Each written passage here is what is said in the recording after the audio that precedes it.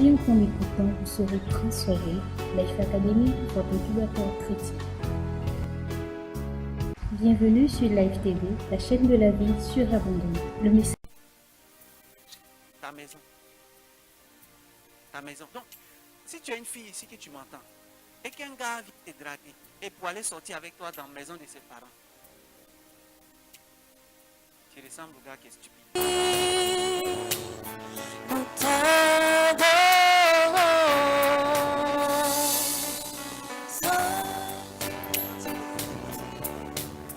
Parle, ne murmure pas.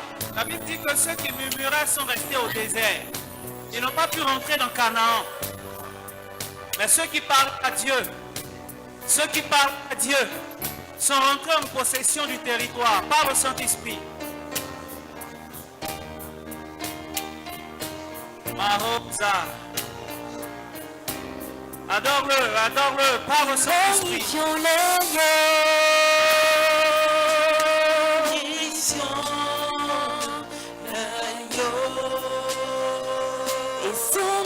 Jésus, et célébrons l'Esprit, et célébrons l'agneau, et célébrons l'Esprit, et célébrons l'Esprit, et célébrons l'Esprit. célébrons l'Esprit, Et célébrons l'Esprit. car il est Dieu, Il est Dieu, il est Seigneur, tout puissant. et célébrons l'Esprit, Et célébrons l'Esprit. et célébrons, et célébrons, et célébrons, Et célébrons l'Esprit. et célébrons l'Esprit, Et célébrons l'Esprit. et acclamons l'Esprit, Et acclamons l'Esprit. et acclamons, et acclamons, et acclamons, acclamons l'Esprit de Dieu, L'Esprit. et acclamons, et acclamons, et acclamons, et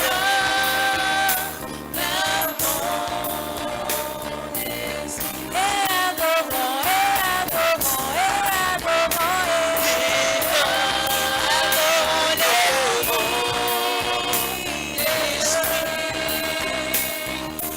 adorons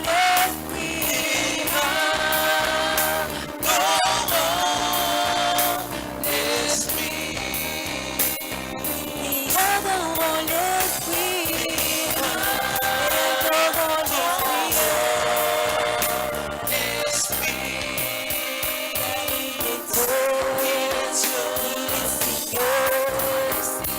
Il est puissant, il est puissant, et adorons l'Esprit.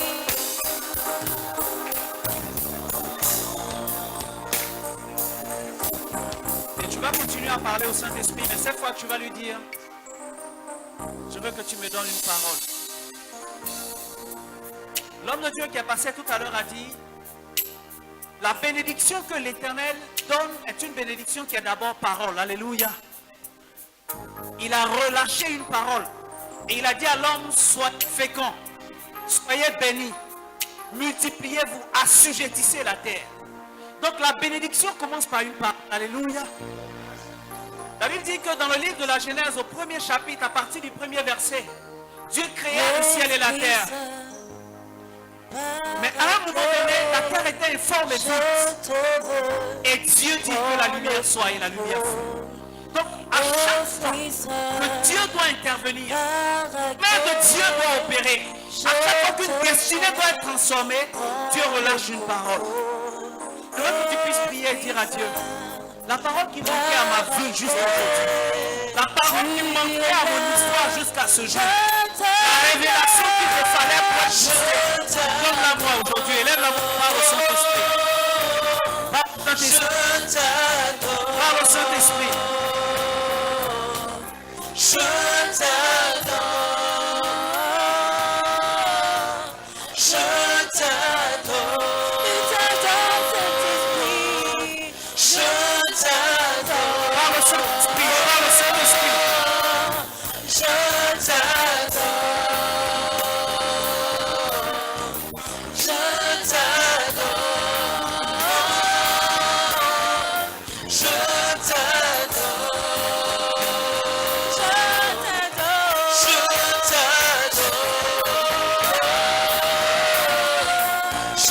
t'adore, je t'adore, je t'adore. Allez, bobo, bobo. Here, bébé, bébé. Shinda, rabos, karababa, baba. Les robots, sandé, bébé, bébé. Kira, baba, baba. Esprit Saint, Here, baba, baba. Re, baba, baba, baba, baba. prends le contrôle, je t'adore, je t'adore, je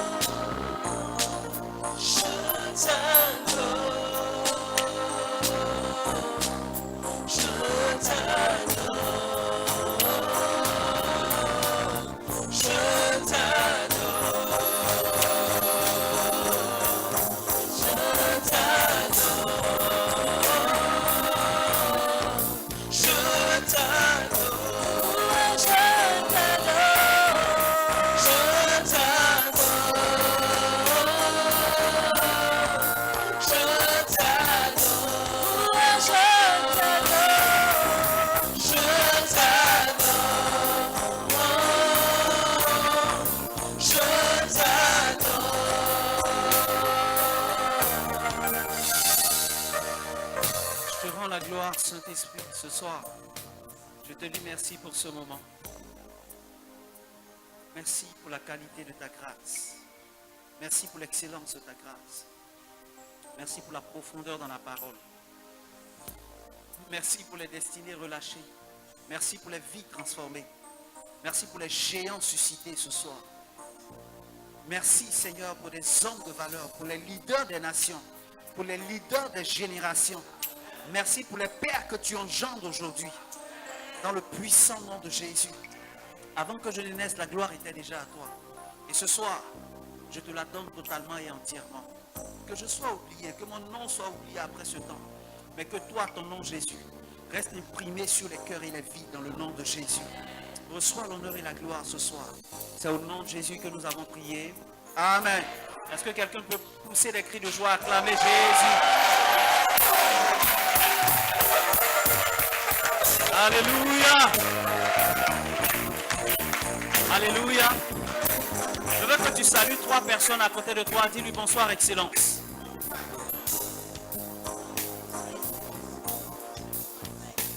Alléluia.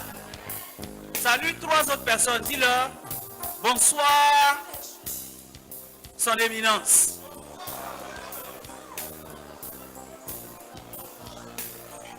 Alléluia. Et puis salue 3 autres personnes. Dis-lui quelque chose de puissant va t'arriver. Alléluia. Sarabababa. Erebo skiribarabo handerebo. Ibraho zanda labra hashira bababa. Regarde, j'ai une bonne nouvelle pour toi. Alléluia. Je suis venu te dire que la malédiction qui avait décidé de te maintenir, toi et ta famille, dans l'échec, la stagnation, elle a eu raison jusqu'à aujourd'hui. Mais elle a eu tort de te laisser venir ici aujourd'hui ou non. C'est-à-dire que aujourd'hui, quand tu le veuilles pas, tu seras béni. Alléluia. Je dis aujourd'hui, quand tu le veuilles ou pas, tu changeras de dimension. Alléluia. Regarde, ceux qui sont déjà passés te montrent déjà la qualité de personne que Dieu veut que tu deviennes. Alléluia. Les Anglais ont quelque chose, un mot qu'ils appellent impartation. Dis avec moi impartation. Alléluia. C'est la capacité à transmettre ou la transmission. Alléluia. Ce soir, il va y avoir ce qu'on appelle impartation. Alléluia. Le premier orateur est quelqu'un qui a déjà écrit des ouvrages, qui a déjà écrit des livres, qui a déjà laissé son nom et ses traces sur cette terre. S'il meurt aujourd'hui, on pourra parler de lui demain parce qu'il a laissé un impact. Je te dis aujourd'hui qu'il y a une impartation de sa vie dans ta vie au nom de Jésus. Si tu as échoué dans ta vie, le minimum, c'est que tu vas laisser une trace indélébile sur la terre au nom de Jésus. Le deuxième orateur, c'est un homme de Dieu qui a servi Dieu pendant longtemps. Alléluia. Vous savez, il y a des gens qui commencent et qui ne terminent pas. Ça fait plusieurs années, ça fait plus de 10 ans qu'il sert Dieu. Et qu'il sert Dieu avec fidélité. Que chaque jour il prie Dieu. Que chaque jour il médite la parole de Dieu. Que chaque jour il s'efforce de se rapprocher de Dieu. Le deuxième orateur a travaillé en multinational, à des hauts niveaux. Là où il travaillait, il siégeait au conseil de discipline de cette multinationale. Alléluia. C'est-à-dire que quand on doit renvoyer quelqu'un, on l'appelle pour savoir, on le renvoie ou bien on ne le renvoie pas. Sa voix montait et sa voix comptait. Alléluia. Je veux déclarer sur ta vie que le même niveau d'onction, à minima, est relâché dans ta vie au nom de Jésus. Dis avec moi impartation. L'orateur qui va passer après moi, le poste qu'il occupe là, on cite jusqu'à un peu à la fin, on met Africa. Alléluia. Ça veut dire que ce qu'il gère là, il gère ça pour tout le continent africain. Je vois une onction continentale qui vient sur ta vie au nom de Jésus. L'entreprise que tu vas créer, que tu as créée, dans laquelle ta main est, prend et s'expand au nom de Jésus de Nazareth. Elle s'expand. L'onction qui est sur ta vie, ce n'est pas seulement pour ton quartier. Alléluia. L'idée divine ne sera pas seulement pour ton pays. Alléluia. Je déclare que ce sera transporté dans plusieurs nations au nom de Jésus. Tu auras des représentations dans plusieurs nations au nom de Jésus. De la même manière qu'un pays, une nation qui se respecte, a des représentations diplomatiques dans tous les pays qui sont sur la carte. Je veux déclarer sur ta vie que l'idée divine, la faveur, l'onction que Dieu dépose sur ta vie te mènera dans toutes les nations au nom de Jésus. Tu auras des représentations dans toutes les nations de Jésus. Je dis, salue encore 3 personnes. Dis-lui quelque chose de puissant va t'arriver. Et puis, dis à quelqu'un, il faut prendre photo avec moi. Parce que dans quelques semaines et dans quelques mois, quand tu diras que tu me connais, que tu m'as déjà croisé, on va te dire c'est faux, ce n'est pas possible. Alléluia. Vous savez, il y a quelques années, j'ai un frère qui est le plus jeune géomètre expert de Côte d'Ivoire. Dis amen. Vous savez, il faut se balader avec les bonnes personnes. Ça s'appelle de l'impartation, de la transmission, de la connexion. C'est de la contamination. Alléluia. Si tu te balades avec les gens qui ont des mariages qui ont duré, ton mariage aussi va durer. Alléluia. Si tu te balades avec des gens qui se sont mariés, la malédiction du célibat va quitter ta vie. Alléluia. Si tu te balades avec des gens qui ont réussi par contamination, toi tu vas finir par réussir. Alléluia. C'est comme ça que ça marche. Donc, il y a quelques années, quand je me baladais avec mon frère, qui est aujourd'hui le plus jeune géomètre expert de ce pays, il disait aux gens, faites attention. Lui là, dans quelques mois, vous ne pourrez pas l'attraper. Alléluia. Pour avoir rendez-vous avec lui, ça va être compliqué. Quand il disait ça, les gens riaient. Les gens souriaient. Je vous dis, chez moi à la maison. Chez moi-même à la maison. Aujourd'hui, quand ma maman va me parler, elle prend rendez-vous avec moi. Alléluia. Chez moi. Ce n'est pas parce que je n'ai pas le temps pour la famille. Mais c'est parce que mon temps est réglementé. Alléluia. Qui est déjà allé dans la maison d'un président ou d'un roi? Quand il y a un tonton qui est ministre, je ne dis même pas président, quand on fait réunion de famille, est-ce qu'on se plaint parce qu'il ne vient pas? Alléluia. Hein? On ne se plaint pas. On dit, le tonton là, il ne participe. Dans tous ceux qui ont vu là, il y a des gens, on dit, mais lui là, il ne vient pas au funérail. Le jour où ses parents vont mourir, il va voir ici. Quelqu'un a entendu parler des choses comme ça? Ceux qui font association des villages, qui participent aux réunions. Mais on ne dit jamais ça sur le ministre d'État. Alléluia. On ne dit jamais ça sur le président de la République. Parce qu'on sait qu'il occupe des fonctions étatiques et d'une haute responsabilité. Voilà ce qui va t'arriver au nom de Jésus. Alléluia. Alléluia. Tu peux t'asseoir dans la présence de Dieu. Le thème sur lequel on nous demande de partager aujourd'hui, c'est le psaume 128, le verset combien? Le verset combien? Le verset combien? Est-ce que je parle avec des gens? Le verset combien? Je vois des gens qui sont arrêtés alors qu'il y a des chaises vides. Venez vous installer. Avancez. Venez devant. C'est une bonne chose aussi d'être devant. Alléluia. Venez, venez devant. Il y a place dedans là-bas.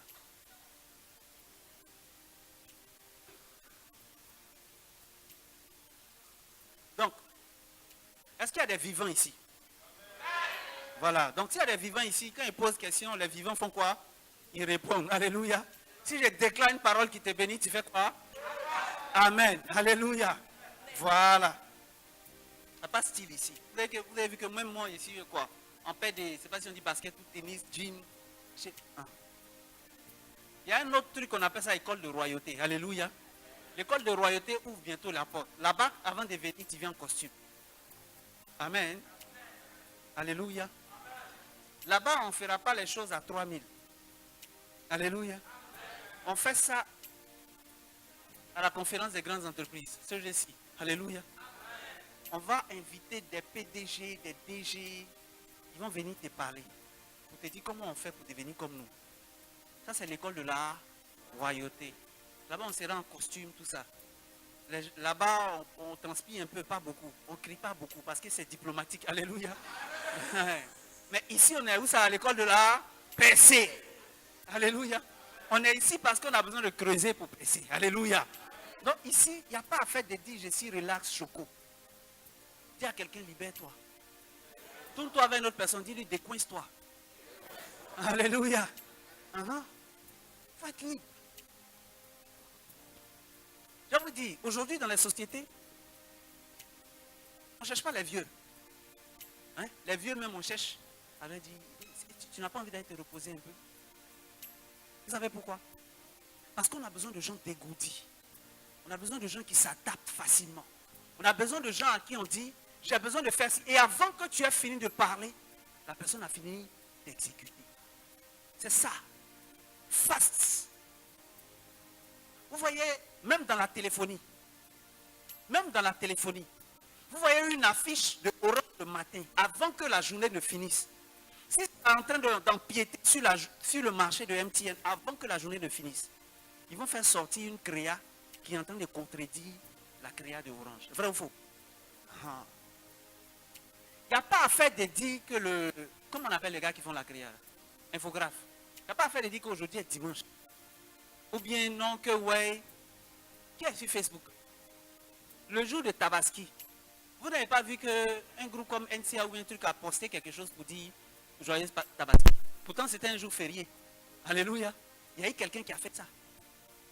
Ce n'est pas le vieux du quartier qui a fait. C'est un jeune homme qui est sur son ordi ou bien son truc le jour férié là pour faire ça. Aujourd'hui, les sociétés cherchent des gens dégourdis. Des gens qui en veulent.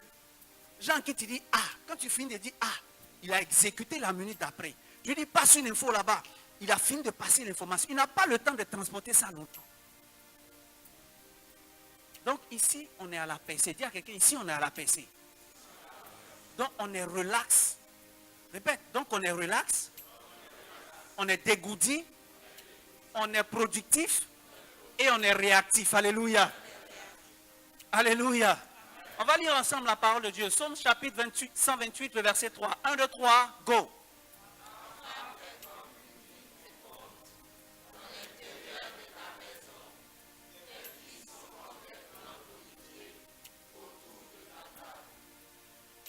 Parole du Seigneur notre Dieu. Lorsque vous prenez un médicament, si vous voulez que ce médicament vous serve correctement, vous avez besoin de faire quoi? De lire la notice du médicament. La notice vous donne les indications sur ce que le médicament traite et ce que le médicament ne traite pas. La notice est capable de vous dire ce que le médicament même aggrave. Vous comprenez ce que je veux dire? On vous dit ce que ça traite, ce que ça ne traite pas. Et dans quel cas ne jamais utiliser ce médicament. La notice vous instruit. Qu'est-ce qu'il faut faire lorsqu'on a abusé du médicament? Donc, chacun d'entre nous, et c'est le livre de Jérémie qui nous le dit, chacun d'entre nous a reçu un plan sur sa vie. J'aime trop le livre de Jérémie. Ces deux versets, je les répète tout le temps.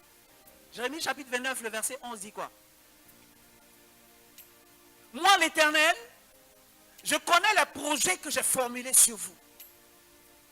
Projets de paix et non de malheur pour vous donner un avenir et de l'espérance. Je connais les projets que j'ai formés ou j'ai formulés sur vous. Ça veut dire quoi? Ça veut dire que Dieu, à la création de chaque être humain, avait fait quoi? Avait conçu une notice. Dis amen. Il connaît la notice d'utilisation de ta destinée, de ta carrière, de tes finances, de ta vie sentimentale, de ta vie professionnelle, de ta santé. Dieu maîtrise la notice. Et donc, si tu veux performer, si tu veux réussir, si tu veux expérimenter la percée dans un domaine précis, tu as besoin de te retourner vers celui qui t'a conçu, toi le médicament, le remède, afin de consulter la notice qui accompagnait ta création. Et dans notre cas, nous voulons comprendre comment faire pour que son conjoint, sa femme, son épouse, sa fiancée, puisse devenir une vigne féconde qui porte du fruit. Alléluia. Qui est intéressé par ça? On va chasser les filles, non? On fait comment? Dans le livre de la Genèse, le livre du commencement, la Bible dit que Dieu crée le ciel et la terre. Et la terre était comment? Informe et vide. Il y avait du désordre, il y avait du déséquilibre. Pourquoi? Parce qu'il n'y avait pas la connexion à la source. Et il fallait qu'il y ait quelque chose de la source qui vienne contaminer cette réalité. C'est à partir de ce moment que Dieu va parler. Donc Dieu crée tout ça. Et au chapitre 26, 28, Dieu va faire quoi? Dieu crée l'homme et Dieu bénit l'homme. Chapitre 2, le verset 18, il va dire, il n'est pas bon que l'homme soit seul. Donne-moi en Genèse chapitre 2, le verset 18, s'il te plaît. Il n'est pas bon que l'homme soit seul. 1, 2, 3, go.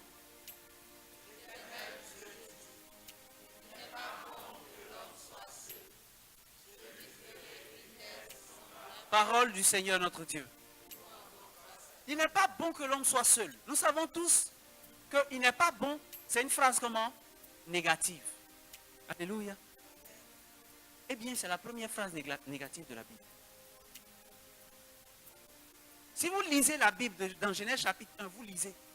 Dieu dit, et l'Éternel créa ci. Et l'Éternel Dieu dit. Et puis à la fin, il dit quoi?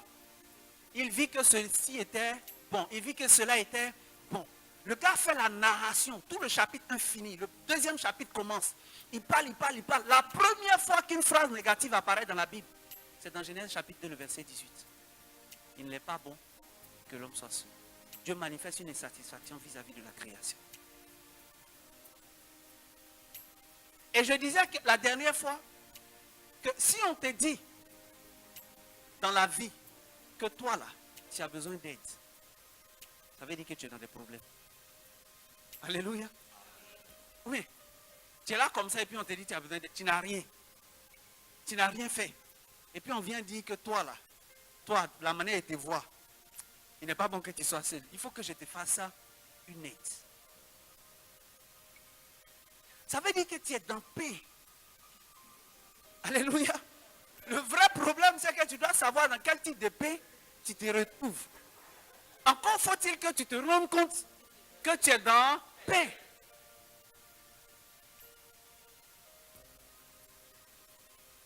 Donc, Jérémie chapitre 1, le verset 4 nous dit quoi? Avant que tu ne naisses, je te connaissais. Et avant que tu ne sois formé dans le sein de ta mère, je t'avais consacré. Je t'avais mis à part pour une œuvre précise. Donc, c'est parce que sur ta vie, il y a un projet divin, il y a une grande œuvre à bâtir, il y a une grande vision qui doit s'accomplir, il y a une grande mission qui doit se réaliser, que Dieu se rend compte que si tu es seul, ce n'est pas bon pour toi. Donc, tu as besoin d'être accompagné, tu as besoin d'être supporté, tu as besoin d'être conseillé, tu as besoin d'être porté à bout de bras, tu as besoin d'aide. Vous savez, il y a beaucoup de confusion sur la terre aujourd'hui. De plus en plus, il y a de l'apologie et de la démonstration et de la promotion pour le célibat. Alléluia. Les jeunes filles indépendantes, que moi je n'ai pas besoin d'hommes. Et les jeunes hommes indépendants, que non, moi je n'ai pas besoin de femmes. Et puis après, si c'est chaud, qu'est-ce que je fais? Je fais un tour chez les prostituées, je me gère, et puis je reviens, la vie continue, je n'ai pas besoin de me marier. On entend de plus en plus ce genre de raisonnement. Vous savez d'où viennent ces genres de raisonnements? Ça vient du tohu-bohu. Dis avec mon tohu-bohu. Et vous savez, la première fois que le tohu-bohu est apparu sur la terre, Genèse chapitre 1, verset 2. La terre était informe et vide. La signification originelle de informe et vide, c'est tohu-bohu. Alléluia. Donc chaque fois qu'il y a un tohu-bohu quelque part, il y a une confusion dans la vie de la personne. Et c'est la confusion. Quand on est en train de tâtonner, quand on ne sait pas où mettre les pieds, quand on ne sait pas quoi attraper, quand on ne sait pas dans quelle direction partir, quand on commence à développer des théories sans tête, ni queue. Mais quand on se repositionne au centre de la volonté parfaite de Dieu pour nous, on retrouve tout de suite ce à quoi Dieu nous appelle. Et on se rend compte que Dieu a dit, il n'est pas bon que l'homme soit seul, je lui ferai une aide. Je lui ferai une aide. Maintenant, revenons au passage. Comment est-ce qu'il faut faire pour reconnaître cette aide? Comment est-ce qu'il faut faire pour que quand cette aide rentre dans ma vie, cette aide devienne une vigne qui est comment? Féconde. L'homme de Dieu nous a démontré tout à l'heure, le premier orateur, sur la valeur ou le sens de l'olivier. Quand on dit que tes enfants sont comme des plants d'olivier autour de ta table. Et que l'olivier, symboliquement, spirituellement, avait le sens de quoi? De la fécondité, le sens de la longévité, donc des œuvres qui connaissent de la perpétuité, et puis le sens également de l'onction, de l'huile. Alléluia. La Bible dit ici que ta femme est comme une vigne. Une vigne.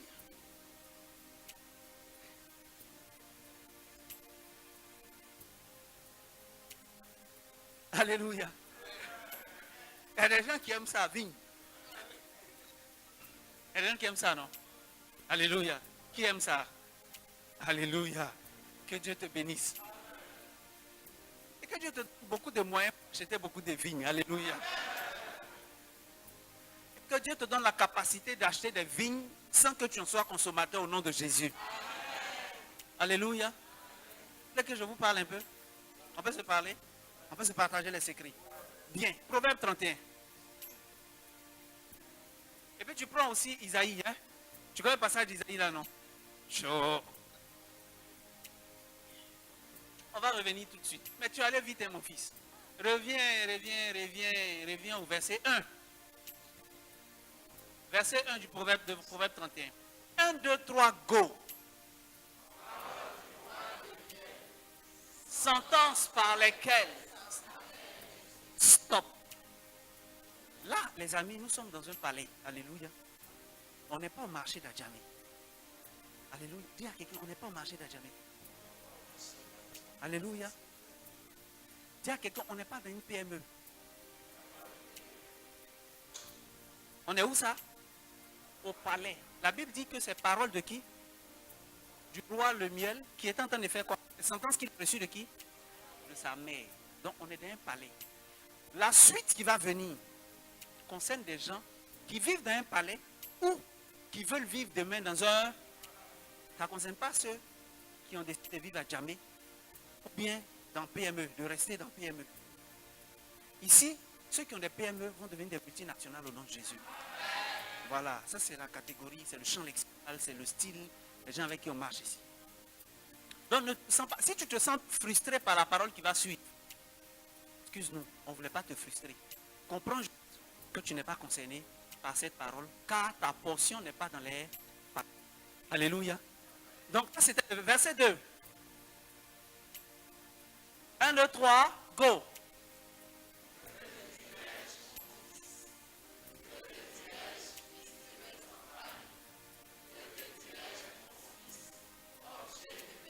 Continue encore.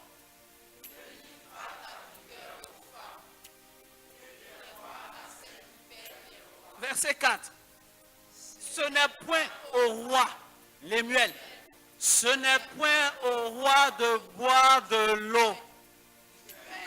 Il a dit quoi? Ce n'est point au roi, Lemuel, ce n'est point au roi de boire de l'eau.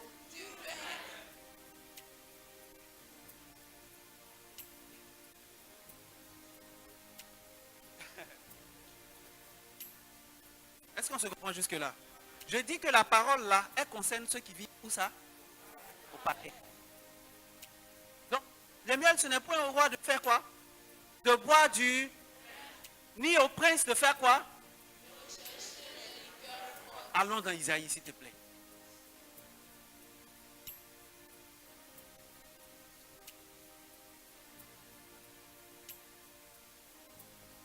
On est vraiment dans l'introduction. Si tu ne comprends pas le contexte, comment tu as fait pour activer la vigne féconde de ta femme là? Ça va être compliqué.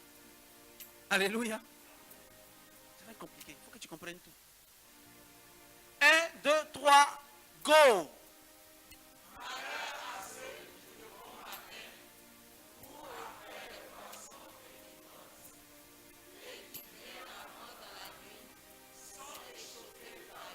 Parole du Seigneur notre Dieu. On reprend. 1, 2, 3, go. Bénédiction à ceux qui... Tu vois, je n'ai pas besoin de révélation pour savoir ce que tu vas devenir demain. Les gens qui de bon matin cherchent la liqueur et le soir, avant le soir, sont en train de boire du vin, leur sort est déjà scellé dans la Bible. Alléluia. Sans révélation prophétique, sans te donner un scanner, je suis capable de te dire ce que tu vas devenir demain si je t'observe en train de chercher une liqueur forte. Dans des nuits, on dit envoyer clan, envoyer trick. Et puis quand tu commandes un ou deux, on te donne un fauteuil d'honneur, c'est ça non? Et puis toi tu penses que là, il y a la vie, alléluia. Mais tu t'en vas vers la muerte, disent les Espagnols, la muerte. Tu as bientôt douf. Alléluia.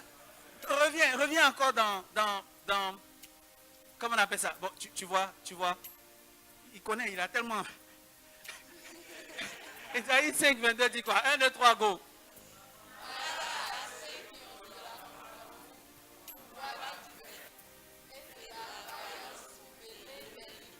Parole du Seigneur Dieu. Vous voyez, il y a des gens qui sont forts dans ça.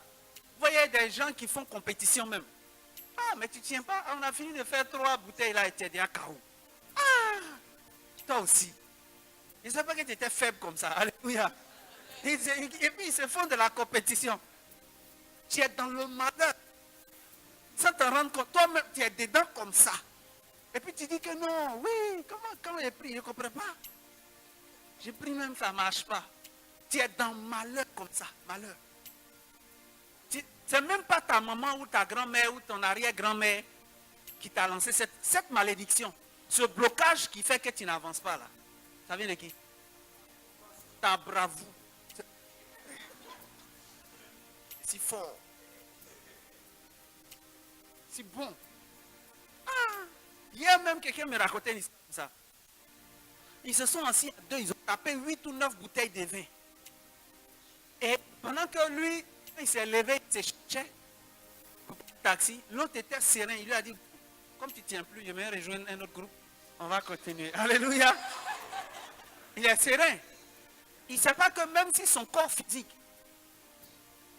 n'est pas affecté par ce qu'il est en train de manger et boire, sa destinée prophétique est en train d'être émiettée, petit. Et vous savez, le principe, repartons dans Proverbe s'il te plaît, le principe de la vie est tel que la vie n'a pas besoin que tu la comprennes pour te faire subir la rigueur de ses principes ou de ses lois. Qui a déjà vu un enfant, un bébé, dans toute sa vie? Alléluia. Ok. Qui a déjà vu du feu dans sa vie? C'est logique, non? Très bien. Quand un bébé qui ne connaît pas ou ne sait pas que le feu brûle, décide d'aller mettre sa main dans le feu, est-ce que Dieu décide de transformer le feu pour 5 secondes en glace? Parce que c'est un bébé. Et quand il va retirer sa main, le feu va redevenir du feu. Est-ce que c'est ce qui se passe? Quand le bébé met sa main dans le feu, qu'est-ce qui arrive?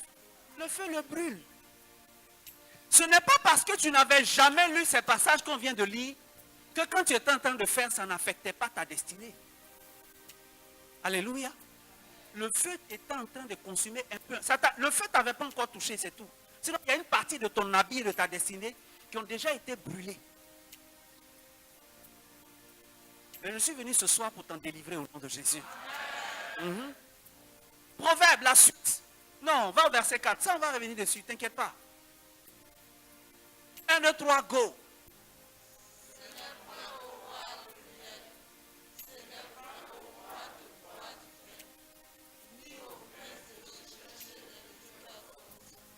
Le verset 5, 1, 2, 3, go.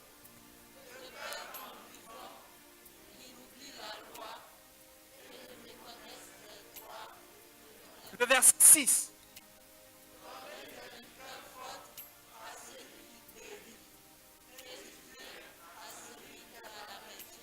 Parole du Seigneur notre Dieu. Donc il y a une catégorie de personnes à qui Dieu veut qu'on donne la liqueur et du vin. Alléluia. La liqueur, c'est pour qui? Celui qui va mourir. Alléluia. Périr, ça veut dire quoi? Mourir, la muerte. Donc, encore une fois, sans révélation prophétique, sans scanner sur ta destinée, je suis capable de te dire que tu vas bientôt mourir, même si ce n'est pas physiquement. Si ton activité principale, c'est de boire de la liqueur. Parce que Dieu m'a dit. Et tout ce que Dieu dit est comment? C'est vrai.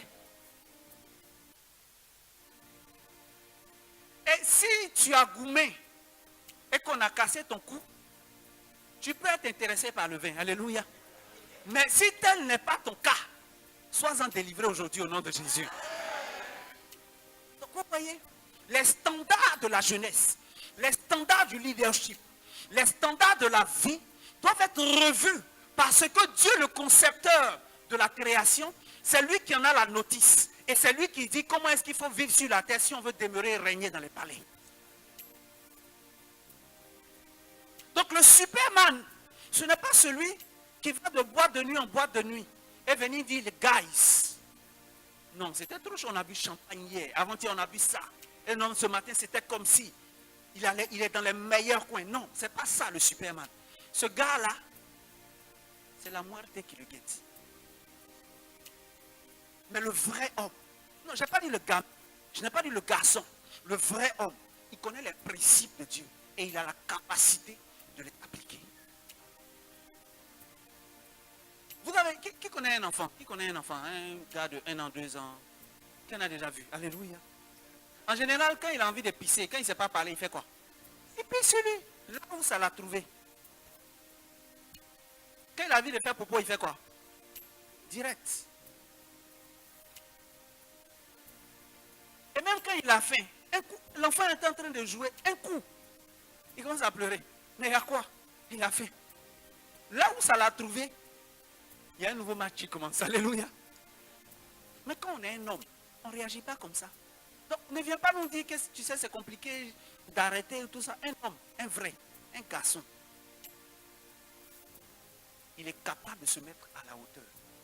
Quand il se rend compte qu'il a envie de pisser, il est capable de se retirer pour aller dans les toilettes. Il ne pisse pas devant les gens. Donc quand tu sens que la tentation devient forte, tu as la capacité de te retirer pour aller te repositionner dans un environnement où la couverture, la protection de Dieu est capable de te sécuriser. Alléluia. Alléluia. Donc pour revenir, il y a des préalables. Il y a des préalables. Allons-y rapidement dans le livre de Psaume, le thème. Ah, tu es là. La Bible dit ta femme est comme une vigne. La Bible dit quoi? La femme. Ta femme. Alléluia. C'est ta femme. C'est un pronom comment? Comment? Shiba, les gars sont là à l'école ici. Tu es béni au nom de Jésus. Oui. On dit ta femme. Tiens, quelqu'un, dis-lui, on dit ta femme. Toi, si tu n'as pas encore marié fille de quelqu'un, la parole là ne te concerne pas. Alléluia. C'est-à-dire, tu vas prendre les secrets et je veux que tu les prennes et que tu les notes. Mais que quand tu vas finir de les noter, tu cours pour aller marier. Alléluia. Sinon, je vais proclamer et prophétiser. Mais ça va marcher dans la vie seulement de la personne qui est allée se marier. On dit ta femme. On n'a pas dit ta fiancée. On n'a pas dit ton copain ou ta copine. C'est pas ce qu'on a dit. On n'a pas dit la jeune fille avec qui tu sors. Ton camarade. Ton ami. C'est pas ce qu'on dit. On dit qui? Ta femme. Mais tu vois, allons-y dans Genèse. Genèse chapitre 2, verset 18. Juste, si tu veux 19, 20 par là.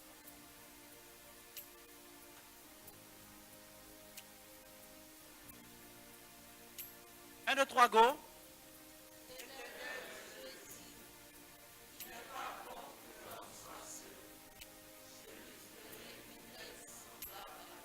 Verset suivant.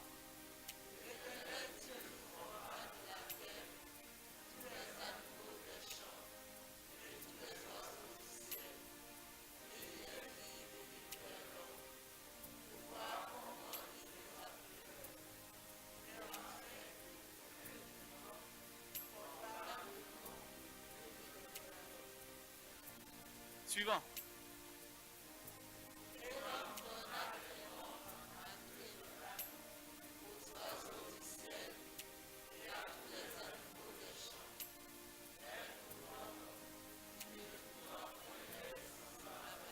Stop, s'il vous plaît. Voyez, la Bible dit que quand Dieu, on est dans comment faire pour reconnaître l'aide que Dieu nous envoie. Alléluia. Quand Dieu a décidé, décrété que l'homme avait besoin d'aide, la première personne que Dieu a envoyée vers l'homme, ce n'était pas une femme. C'était quoi? Des animaux. Alléluia. C'était des animaux. Donc Dieu envoyait les lions. Dieu envoyait les biches. Dieu envoyait qui encore? Ou quoi? Les oiseaux. Donc tu vois, le sentiment que tu as de vouloir à chaque fois presser, pousser, appuyer la petite. Alléluia. C'est un sentiment naturel. C'est dans l'ordre des choses. Dieu a créé ce vide-là. Il dit, il n'est pas bon. Donc, il y a ce sentiment de vide, d'accompagnement. Un jour, j'étais en mission avec un gars. C'est pour ça que j'ai dit, on va chasser les filles. Là. J'étais en mission avec un gars. Et ça faisait 3 ou 4 mois qu'on était en mission. Et sa femme, il n'a pas eu la possibilité de voir sa femme depuis 3 ou 4 mois. Vous savez ce qu'il dit? Il dit, c'est comme si son pénis a explosé. Alléluia. Ça veut dire qu'il a été conçu dans un environnement où, s'il ne sort pas avec femme, le pénis explose.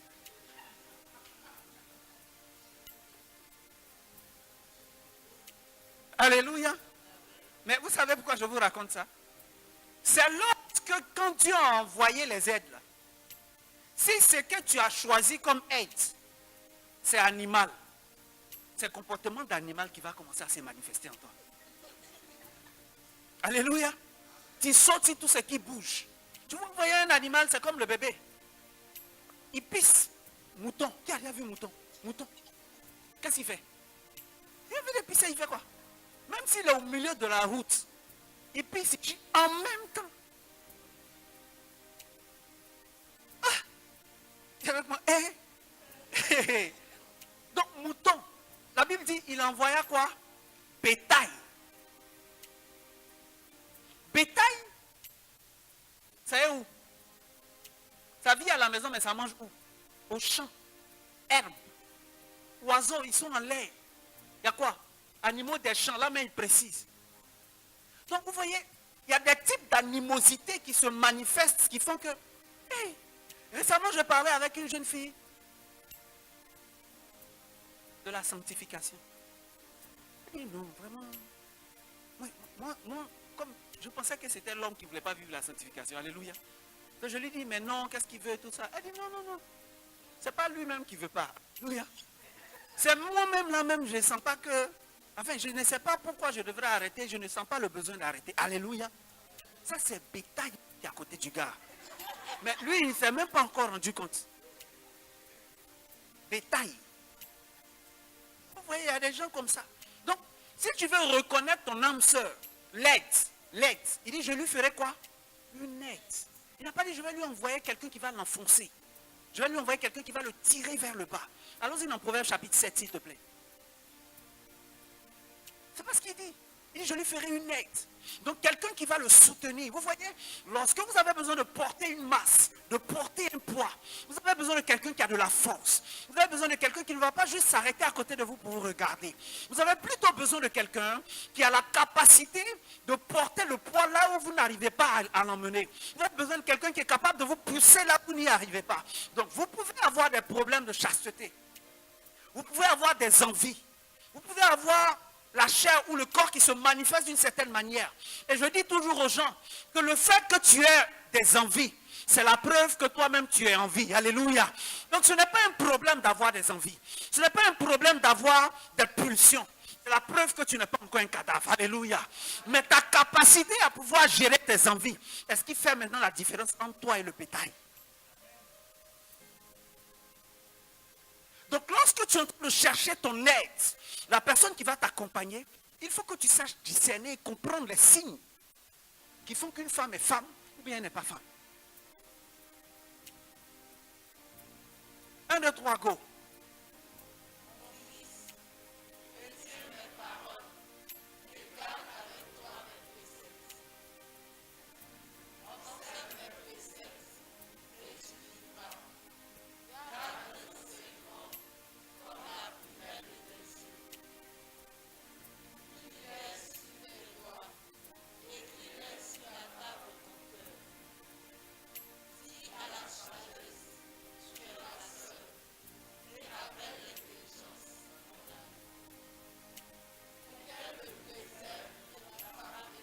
Alléluia, parole du Seigneur notre Dieu.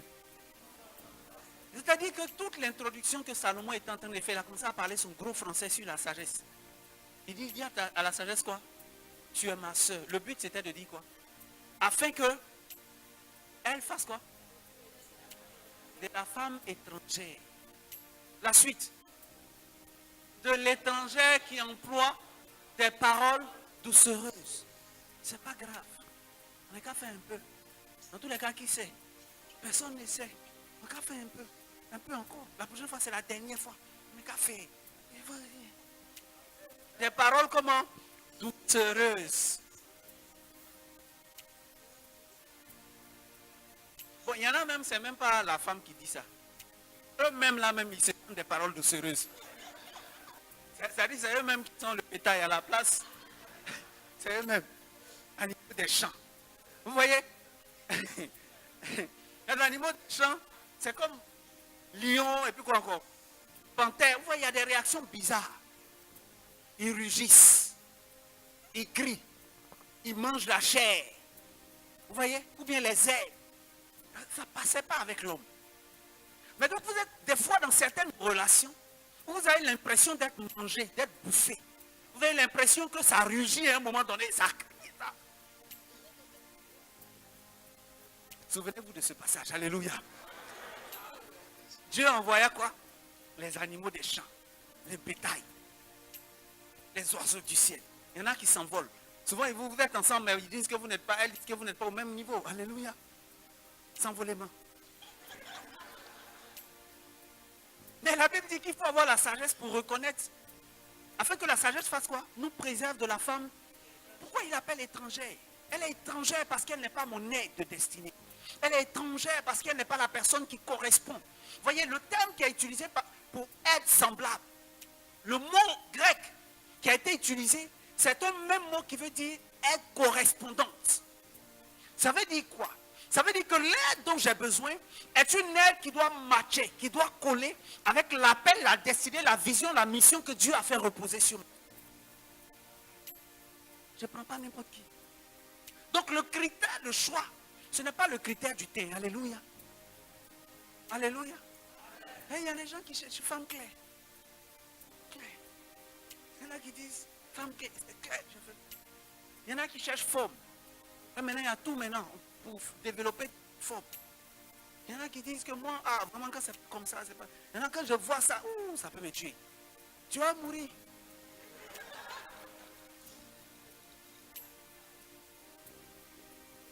Alléluia. Elle est étrangère à ta destinée. 1, 2, 3, go. De l'étrangère qui fait quoi? Qui emploie des paroles doucereuses. Le verset suivant.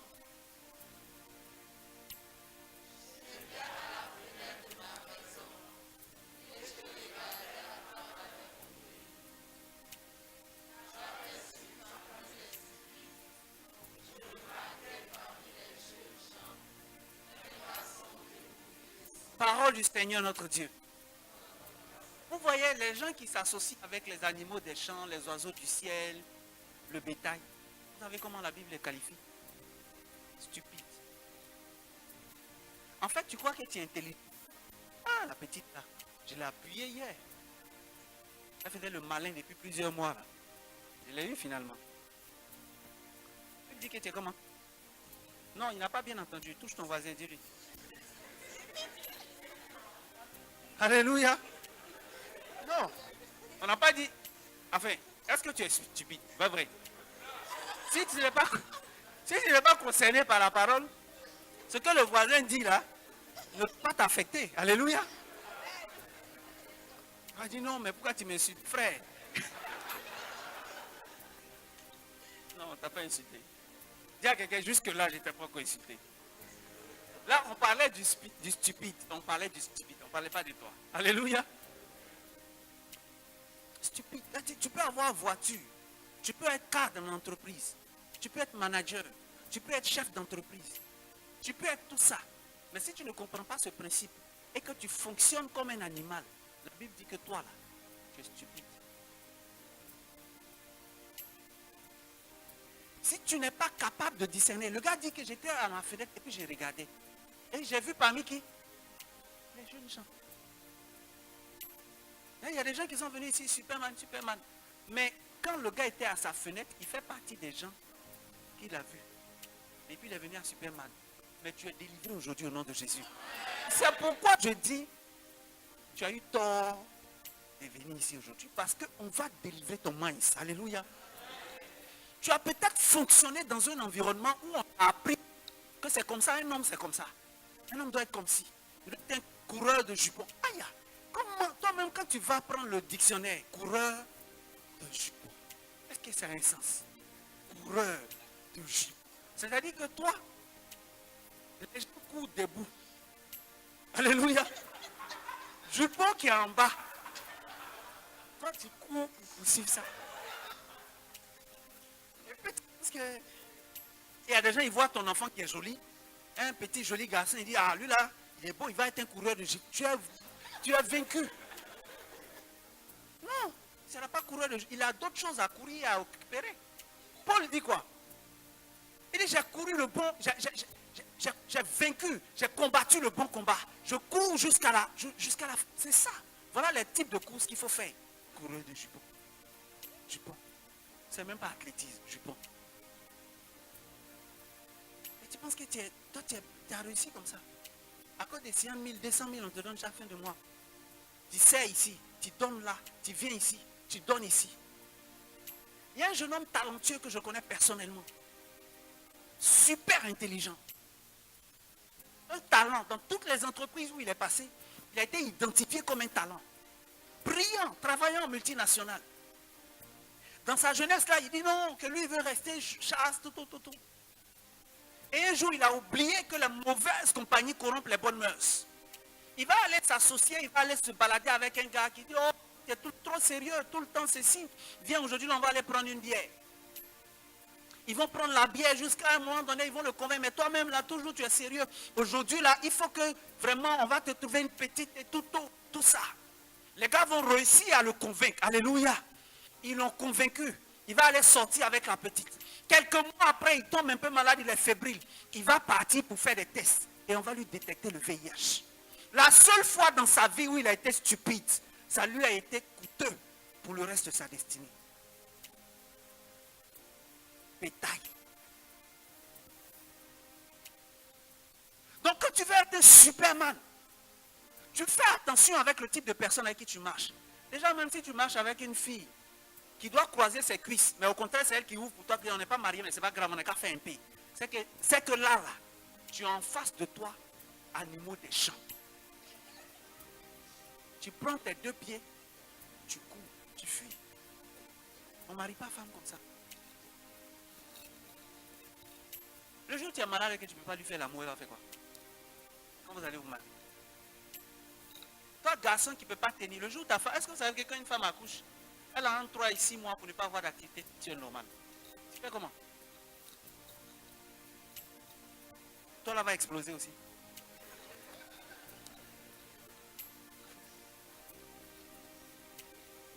Alléluia. La suite du passage. On va aller vite parce que là, je ne suis même pas encore rentré. Là, on est dans l'introduction. 1, 2, 3, go.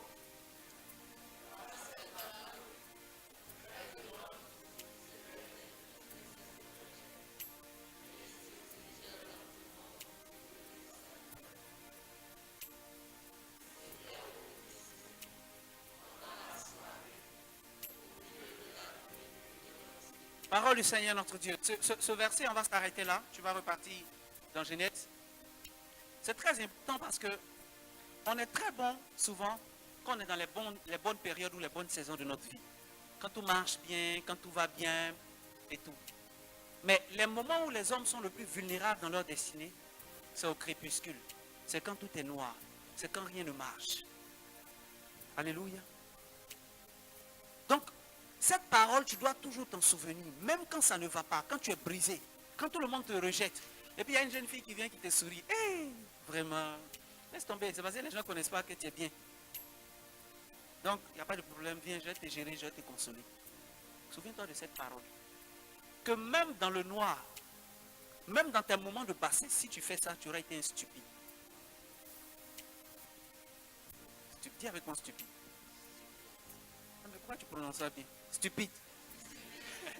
Alléluia. Donc au milieu de la nuit et de l'obscurité, souviens-toi de la grâce, de la faveur, de l'appel de Dieu sur ta vie, de ta destinée. Ce qui compte le plus, c'est là où Dieu veut t'envoyer. Ce n'est pas là où tu es aujourd'hui. Et comme l'homme de Dieu le disait tout à l'heure, il faut faire la différence entre le plaisir et puis quoi? Et puis le bonheur. Plaisir. C'est doux, hein? Mais ça tue. Ça tue. Il y a un de mes fils, je peux rendre le témoignage parce que c'est un témoignage de vie. Il y a un de mes fils. Et quand il m'avait fui, il faut faire attention aux gens qui fuient l'assemblée des prières. Alléluia. Il ne venait plus, tout. Ça faisait plusieurs mois. Je l'ai convoqué. J'ai dit, viens, tu vas venir faire écoute forcée. Tu n'as pas envie de faire écoute, non, viens. Donc on fait l'écoute jusqu'à quand on tombe sur cette partie-là. Elle est bizarre. C'est comment? Dis à quelqu'un, c'est comment? Quelqu'un nous dit, c'est la muerte. Le gars est en train de mourir quelque part. Il me dit, c'est comment? Le gars est fiancé avec quelqu'un. En plus de ça, il a un deuxième truc qui gère. C'est-à-dire qu'en fait, il ne sort pas avec sa fiancée, puisque la fiancée, elle, c'est pas bétail. Mais il a croisé animaux des champs. Et puis, il se met bien avec elle. Et c'est elle-même qui le chase. Il lui sert quoi. Elle a quelqu'un. Est-ce que vous voyez l'histoire? Mais vraiment, on ne comprend rien dans la vie. On ne comprend rien. Est-ce que vous vous rendez compte que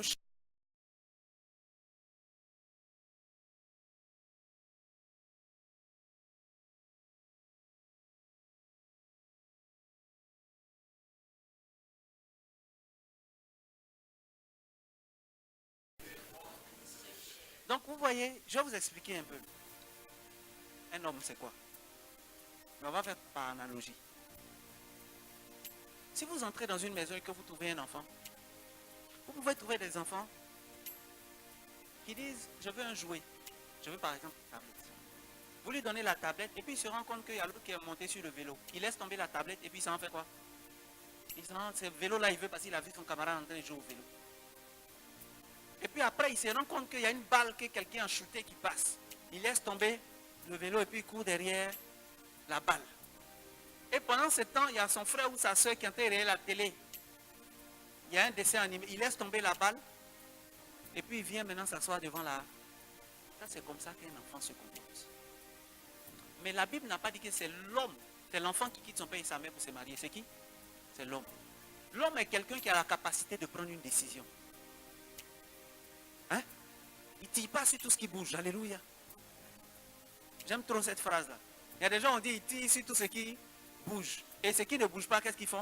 Ils font bouger ça. Et puis ils tirent dessus. L'homme.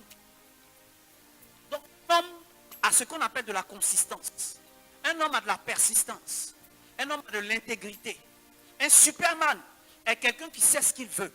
Il veut la télé à l'instant, il ne s'occupe plus du vélo. Il ne s'occupe plus du ballon. C'est de l'homme là qu'il s'agit. Il n'y a pas partout. Tu es une femme claire, donc toutes les femmes claires t'intéressent. Elles toutes. Non. L'homme quittera son père et sa mère. Si un enfant veut manger le chocolat et que tu n'es pas en train de lui donner le chocolat, qu'est-ce qui va lui arriver? Qu'est-ce qu'il va commencer à faire? Il va se mettre à faire quoi? À pleurer.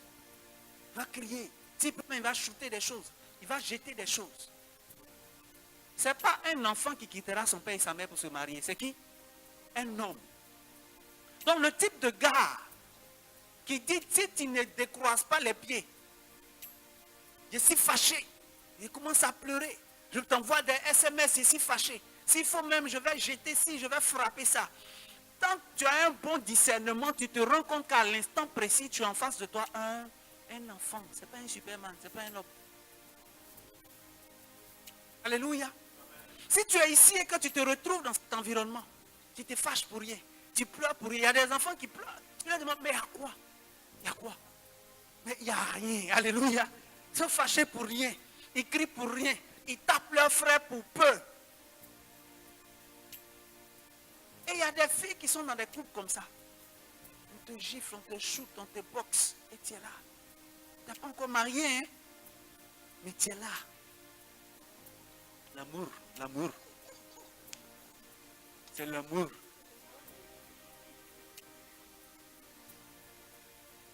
Non. L'homme. L'homme se maintient. L'homme se conserve. L'homme a des principes. L'homme a de l'intégrité. L'homme a de la consistance. Un vrai homme. J'aime trop cette expression des païens qui dit plutôt, je ne suis pas un homme facile. Alléluia. C'est pas parce que tu as croisé une jeune fille facile.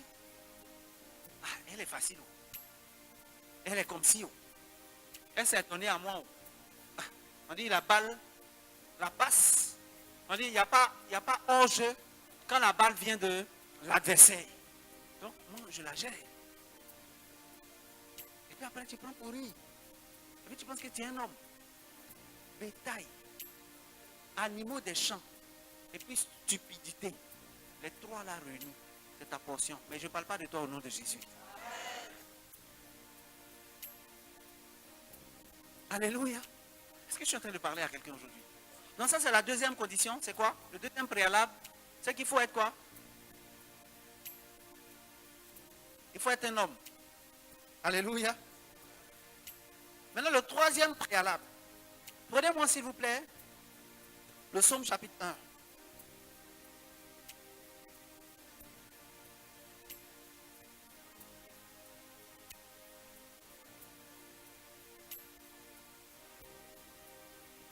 Un, deux, trois, go.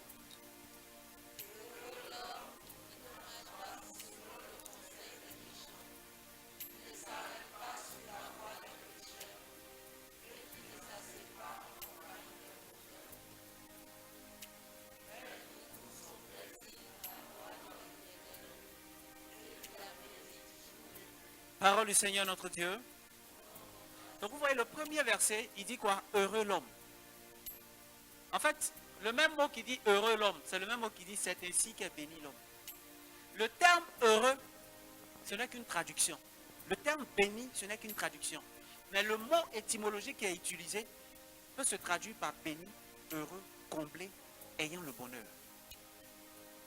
Alléluia.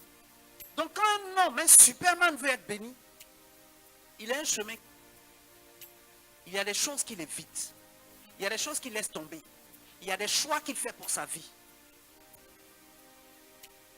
Il sait que regarder des films pornographiques sur ordinateur, sur la Smart TV, ou bien sur son téléphone, c'est doux. Il sait que ça procure un plaisir. Alléluia. Mais comme il est un homme, il fait le choix de laisser tomber ça. La Bible dit qu'il ne s'arrête pas sur le chemin des pécheurs. Il sait qu'appuyer la petite, c'est doux. C'est encore plus doux parce qu'il n'a même pas encore payé le prix. Il n'a pas fait dot. Pas fait mariage civil. Pas fait mariage religieux. C'est cadeau. Alléluia. Mais il est content. Mais la Bible dit que l'homme qui est heureux, l'homme qui est béni, l'homme qui est comblé, c'est celui-là qui ne s'arrête pas sur le chemin des pécheurs. Quand tu fais ce choix-là, ta vie maintenant est en ordre. Pour recevoir cette femme qui va devenir dans ta maison une vigne féconde. Tu as la capacité de reconnaître la femme. Tu sais qu'elle n'est pas stupide. Tu sais qu'elle n'est pas animaux des champs. Tu sais qu'elle n'est pas le bétail ou oiseau dans le ciel. Le discernement. Tu sais qu'elle peut, elle au moins, on peut investir sur elle. Vous savez pourquoi? Parce que tu peux avoir la plus bonne semence possible. Si tu mets ça sur une pierre, qu'est-ce qui va se passer? Ça ne va pas pousser. Donc le préalable pour que tu puisses chercher à avoir une vigne féconde, c'est que tu puisses discerner quel type de femme avec qui tu vas marcher. Quel type de rêve vous avez ensemble. Quel type de vision vous avez ensemble. Quels sont les projets communs que vous avez. Est-ce que les projets que vous avez sont des projets de longue durée, des projets pour bâtir, pour construire quelque chose de durable, quelque chose qui peut traverser les générations? Ou bien il s'agit de projets de, tu sais, c'est très bien, on va aller au Maroc de temps en temps, on va venir. Alléluia. Est-ce que vous avez le même système de valeurs? Est-ce que vous avez les mêmes principes? Et le plus important, on a dit être comment? Semblable. Est-ce que là où je n'étais pas capable, voilà quelqu'un qui peut venir m'aider à aller de l'avant. Et à partir de ce moment, la vigne, qui est un peu comme la vigne, dans la Bible, la vigne est la symbolique de l'amour, de la paix. La vigne, partez même jusqu'aujourd'hui en Israël, les gens produisent du vin C'est leur métier, c'est leur travail. Il y a des pays européens, si vous partez comme en France, une partie de l'économie française repose sur quoi? Le vin. Donc c'est une symbolique de prospérité. L'une des images que Jésus va donner lorsqu'il parlait du royaume des cieux. Il dit le royaume des cieux est semblable à un roi qui avait une grande vigne et il envoya quelqu'un là-dedans. Donc la vigne est une symbolique d'abondance, de prospérité, d'amour, de paix, d'élargissement. Donc il dit, tu auras dans ta maison une femme qui sera semblable à quoi? Une vigne féconde. Maintenant, quelles sont les clés? On va voir ensemble trois ou quatre clés. Et puis on va laisser la place au prochain orateur. 3 ou 4 clés qui permettent de rendre son épouse. C'est pour ça que tu allais dire amen. Qui permettent de rendre son épouse une vigne féconde au sein de sa maison. Je vais déclarer sur ta vie la capacité à avoir une maison au nom de Jésus. La capacité à avoir le discernement pour trouver l'aide de ta destinée au nom de Jésus. Et la capacité à la transformer en une vigne féconde à l'intérieur de ta maison au nom de Jésus. Donc, prenons ensemble le livre de Éphésiens. Chapitre 5, le verset 22. On va voir ensemble 4 clés rapidement. Éphésiens chapitre combien? Le verset 1, 2, 3, go.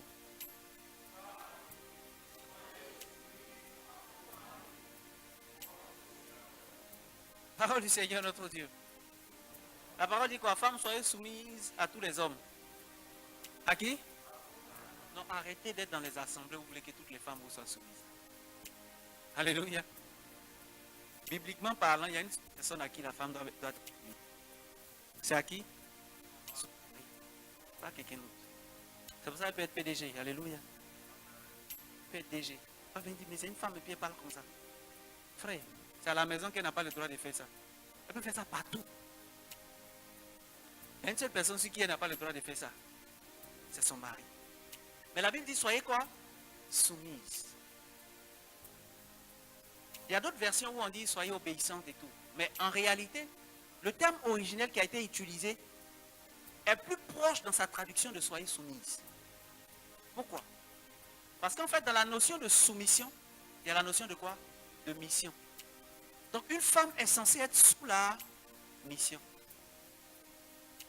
Donc, ce n'est pas juste être sous l'autorité d'eux. Elle est sous l'autorité, sous le mandat, parce que justement, il y a quelqu'un qui a un mandat, qui a une mission et qui avait besoin d'aide. Donc, elle vient pour accompagner, supporter. Donc, la première condition, qu'une femme devienne une vigne féconde dans ta maison, c'est que l'homme lui-même, il a une vision ou une mission. Alléluia. C'est-à-dire, si tu ne sais pas où tu t'en vas, vous mettez ensemble comme ça. Et comme tout le monde se met ensemble, nous aussi, on se met ensemble. Non, ça ne va pas marcher. Elle ne peut pas devenir une vigne féconde. Même s'il y a de la fécondité en elle, elle ne peut pas manifester cette fécondité. Parce qu'elle n'est pas sous une mission. Donc, il n'y a pas de raison qu'elle soit soumise. Besoin d'avoir une mission. Ah, je veux construire un orphelinat. Ok, il n'y a pas de problème. Je ne te l'avais jamais dit, mais je suis architecte. Ou bien, je ne sais pas moi. J'ai suivi des études en décoration d'intérieur. Donc, je vais aider à faire quoi? À décorer, ou à construire, ou à bâtir l'orphelinat. Elle est soumise. Elle est sous la mission. À moi, c'est bon que je vais créer. Parce qu'il ne faut pas qu'on donne l'impression que quand on se réunit dans la présence de Dieu, il n'y a que le social. Alléluia. Il y a des gens ici, ils aiment l'argent. Amen. Donc, moi, c'est banque qui m'intéresse. Ok, il n'y a pas de problème. Vous savez, les plus grands gars ici en Côte d'Ivoire, je ne parle même pas mondialement. Ici en Côte d'Ivoire, si vous faites les top 50 des hommes les plus riches, les plus prospères, ayant des entreprises, leurs épouses occupent des positions importantes, soit dans les entreprises ou bien sont actions. Je peux vous donner des noms. Quels sont les noms les plus connus qu'on a ici? Bion. Depuis qui? Diago. Vous savez que quand on fait en classe Bion, parmi les hommes les plus prospères, enfin les plus prospères, les plus riches du pays, quand on le classe, on ne le classe pas comme fortune de Jean-Louis Bion. On dit fortune de famille Bion. Il y a une différence. Et si vous regardez, par exemple, Jean Kakou Diagou que vous avez cité tout à l'heure, son épouse est actionnaire. À un moment donné, son épouse même était DGA. Je connais plein d'autres entreprises comme ça. Des fois, elle est là, mais elle ne fait rien. Je ne dis pas que c'est leur cas. Mais il y a des cas où elle ne fait rien. Elle est juste actionnaire ou bien elle est DAF, mais en fait, elle ne fait rien. Et elle est là, elle joue un rôle. Elle est en train de regarder quelque chose. Elle est capable de dire à son mari, regarde, il y a ceci, il y a cela. Il y a telle chose que j'ai remarqué, il y a telle chose que j'ai observé. Sur cette base-là, son mari peut prendre des décisions stratégiques et importantes pour la société. Donc, il s'agit d'avoir une mission avant d'avoir quelqu'un qui était soumis. Soumise. Alléluia. Donc ça, c'est le premier élément. Avoir une vision, avoir une mission. Se poser la question, mais quelle est ma destinée? Quel est ce pourquoi Dieu m'a relâché sur la terre? Dieu a une mission. Il dit dans Jérémie qu'il m'a mis sur la terre. Il me connaissait dans le sein de ma mère. Avant que je ne naisse, il m'avait consacré. Il m'avait mis à part. Mais c'est pourquoi? C'est quoi cette œuvre pour laquelle je suis là? C'est parce que je serai en train de découvrir ça qu'il sera encore plus facile pour moi d'identifier et de reconnaître cette aide de destinée avec qui je vais marcher. Le deuxième critère, pour avoir une femme qui est une vigne féconde. Allons-y dans Éphésiens chapitre 5, à partir du verset 25. 1, 2, 3, go.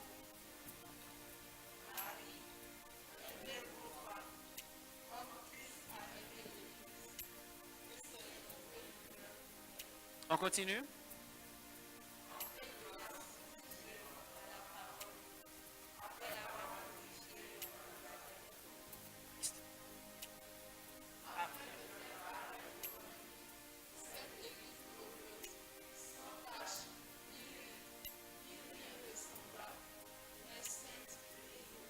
Parole du Seigneur notre Dieu. Regardez quelque chose. Il fait une comparaison entre quoi? Entre l'épouse et puis l'église. Et il dit que Christ s'est sacrifié et a sanctifié. Il a utilisé un moyen qu'on va voir tout à l'heure qui est la deuxième clé. Et qu'est-ce que Christ a fait? Christ a fait paraître l'église devant lui comment? D'abord, glorieuse. Ça, c'est la première caractéristique. Waouh! Je vois ton épouse être glorieuse au nom de Jésus. Il dit quoi en plus? Sans tache. Ensuite, ni rien de, mais sainte et, en bon français, irrépréhensible, avait dit quoi? Comment? Irréprochable, qui n'a pas de défaut, qui ne fait pas du mal. Alléluia. Maintenant, comment est-ce que Christ a obtenu ce résultat? Avoir une épouse qui est comment? Glorieuse, sans tache, ni ride, ni rien de semblable. Remonte au verset précédent, s'il te plaît. On ne va pas développer l'amour aujourd'hui, mais on va voir une autre clé. Remonte au verset précédent. Il dit, Marie, aimez vos femmes comme Christ a aimé l'Église, et s'est lui-même livré pour elle. Verset 26. Afin de la sanctifier par quoi? Par la parole. Par quoi? Toutes les gars qui vous ont dit oui, c'est comment ils vous ont dit oui. Regarde, tchatché. Alléluia. C'est par quoi? La parole. Tu es jolie. Hey, on ne lui a jamais dit ça. Même quand on lui a toujours dit ça. Mais quand vous dites à une fille tu es jolie, ces hormones-là, il y a un type d'hormone qui devient beaucoup. Un coup. Alléluia. C'est comme si tu allais appuyer un bouton. Et cet exercice, tu dois le faire sur qui? Sur ta femme. On a vu ça au début, non? Je n'ai pas dit sur la femme. J'ai dit quoi? Sur ta femme. La parole. La parole a un impact incroyable sur la vie de l'homme. Les scientifiques ont fait des études. Ok? Et ils ont pris des graines. Plusieurs types d'expériences. Je vais vous en partager deux. Ils ont déposé des plantes, si on veut dire. Prenons les plantes, plus exactement. Donc, On a deux plantes ayant les mêmes caractéristiques, la même taille, c'est tout, même chose, même durée de vie. Et ce qu'on fait, c'est que chaque matin, on vient et on parle à l'une des plantes.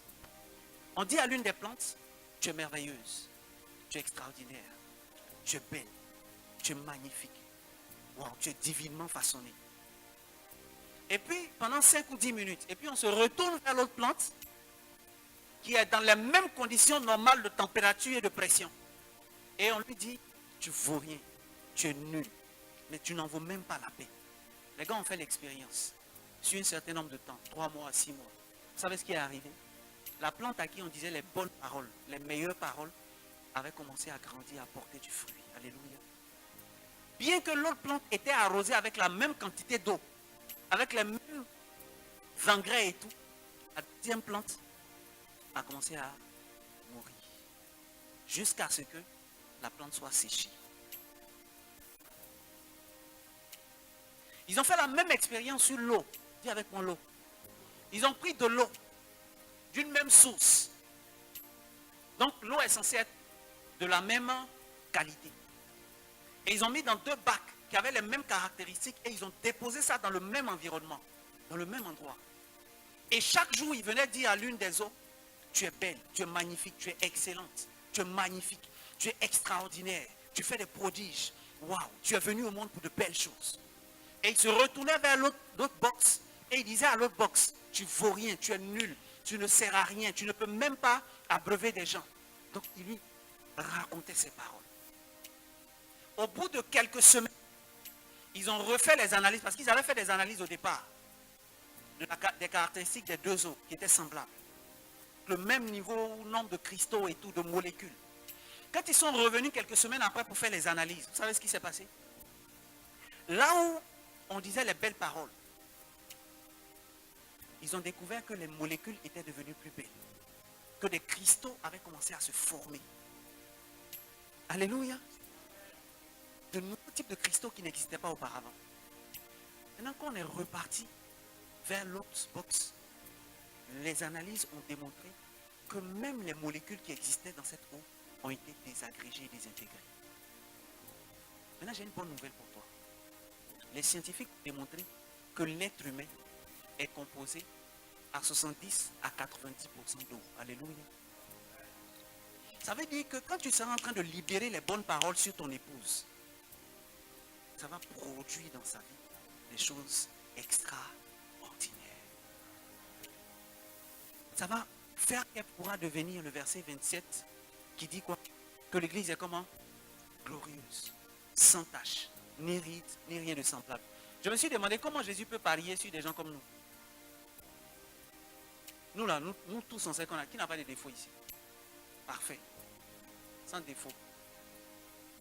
Alléluia.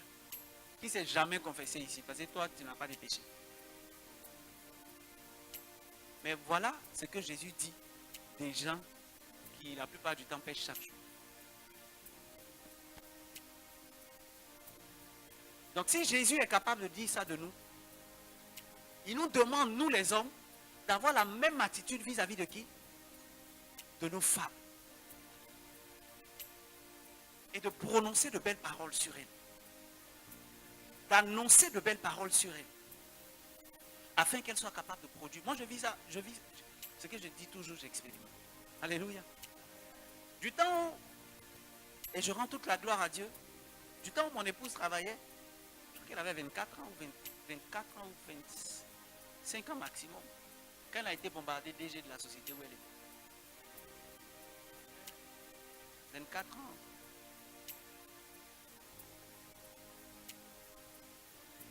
Et elle a arrêté parce qu'on voulait qu'elle arrête.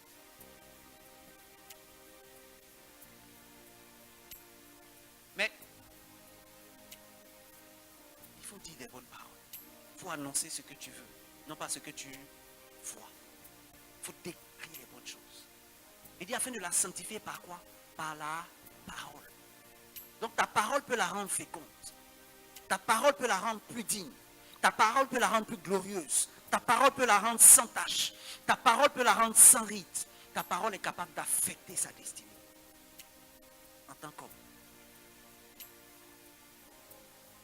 troisième point.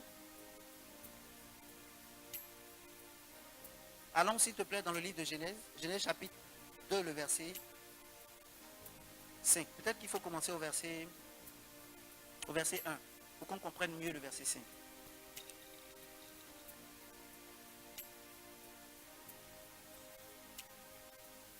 1, 2, 3, go.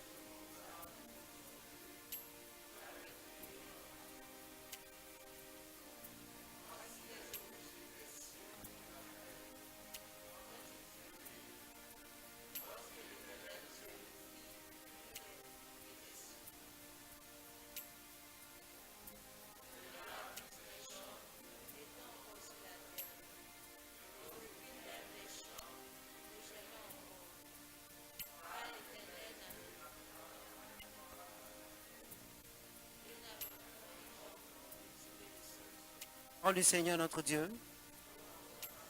Prends-moi une version s'il te plaît. Alors il y a une chose qui est très importante dans ce verset. C'est que la Bible dit que quand Dieu a fini toute la création, la terre n'avait pas encore fait quoi? Germer. Pourquoi la terre n'avait pas encore germé? Pour deux choses. La première chose, c'est que Dieu n'avait pas encore fait pleuvoir une pluie. Et la pluie, c'est quoi? C'est la symbolique de la bénédiction. On l'a vu tout à l'heure. Mais le deuxième aspect qui nous concerne, et dans certaines versions, on utilise deux mots. Le verset 5. On dit parce que Dieu n'avait pas encore fait l'homme afin qu'il fasse quoi? Qu'il puisse cultiver. Dans d'autres versions, on dit afin qu'il puisse cultiver et garder. C'est cette version-là qui m'intéresse. Cultiver et garder. C'est les deux derniers secrets. Cultiver et garder. La définition du mot cultiver, c'est faire sortir le meilleur d'eux, se développer, c'est faire aller de l'avant. Cultiver nécessite de l'effort. Cultiver nécessite de l'investissement. Aller au champ, c'est de l'effort. S'abaisser, nettoyer, labourer, c'est de l'effort. Investir, c'est quand je prends la graine que je mets dedans. La graine m'a coûté quelque chose. Alléluia. J'utilise la graine, j'utilise ça, je sème, j'investis. Et un jour, il y a un truc que je disais,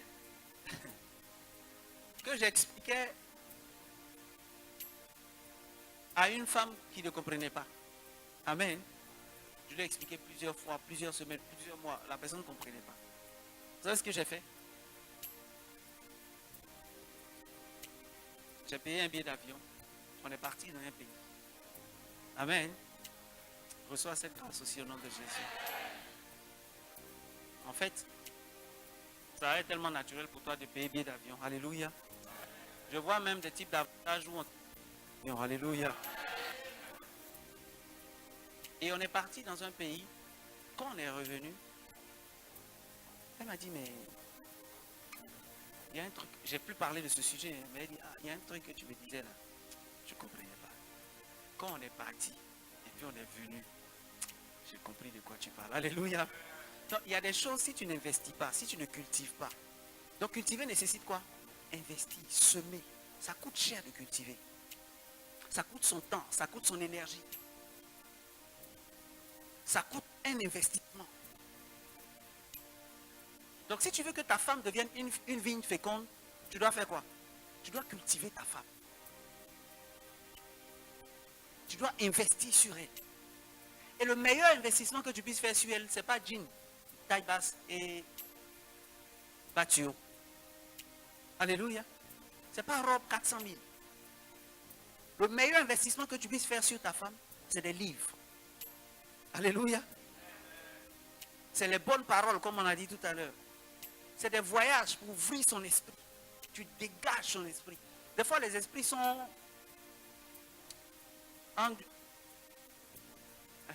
c'est étroit. Mais des fois, il y a des voyages qui ouvrent.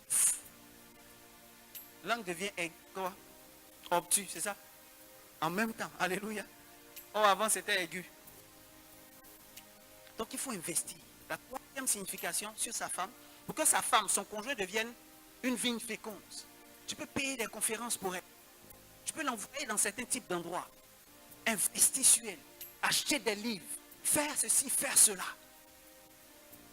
Tu peux lui permettre de côtoyer un certain type de personnes. Vous savez, il y a des choses que tu n'as jamais vues. Tu ne peux jamais croire ou tu ne peux jamais faire. Lui permettre de participer à des sessions avec des femmes d'un certain niveau.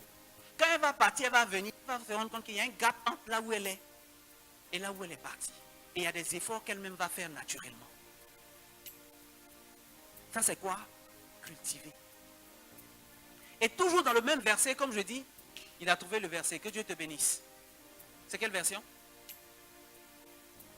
Lui second. Il dit, l'Éternel Dieu prit l'homme et le plaça dans le jardin d'Éden. Pourquoi? Pour le cultiver et c'est le verset 15. Le cultiver et faire quoi? Le garder. Donc il y a un autre rôle en dehors de cultiver. Si tu veux que ta femme devienne une vigne féconde, qu'est-ce que tu dois faire? Tu dois la garder. Tu dois la protéger. Et vous voyez toujours dans l'analogie que Jésus a eu à faire par rapport au royaume des cieux, parlant de la vigne et des vignerons, la parabole de la vigne et des vignerons. Il dit qu'à un moment donné, qu'est-ce que j'ai fait? J'ai investi. Mais en plus, j'ai créé une barrière pour que les gens ne circulent plus là-dedans. Même Isaïe fait la même analogie. Donc il faut garder la femme. Il faut préserver la femme. Il ne faut pas l'exposer. Avec des injures, avec des palabres. Il ne faut pas la boxer. Alléluia. Je ne parle pas de vous. Vous n'êtes pas des garçons. Vous n'êtes pas des adolescents. Vous êtes des hommes. Amen. Oui. Mais il faut la garder. Il faut la protéger.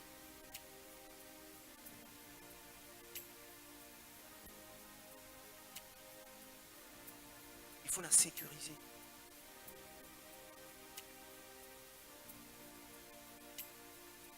La femme, vous savez que si on prend du sang d'un homme et du sang d'une femme, ok, ou bien la chair d'un homme et la chair d'une femme, sans que le médecin ne vous voie, on prend juste la chair, même pas la peau, et qu'on dépose devant un médecin. Si on fait l'analyse des deux chairs, le médecin est capable de dire ça c'est la chair d'un homme et ça c'est la chair d'une femme. Vous savez pourquoi? Parce que la constitution de la femme est faite pour recevoir et pour concevoir. C'est pour cela que vous pouvez remettre un spermatozoïde qui est invisible à l'œil nu à une femme. Elle va se charger et va vous donner un enfant qui lui est visible à l'œil nu avec tête, pieds, mains, tout ça.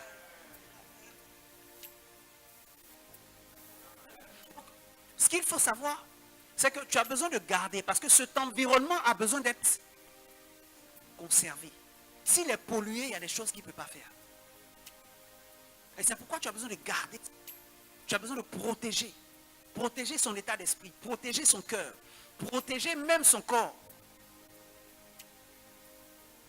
Tu as besoin d'investir pour la protéger. Alléluia. Alléluia. Combien de secrets on a vu? Le premier secret, c'était quoi?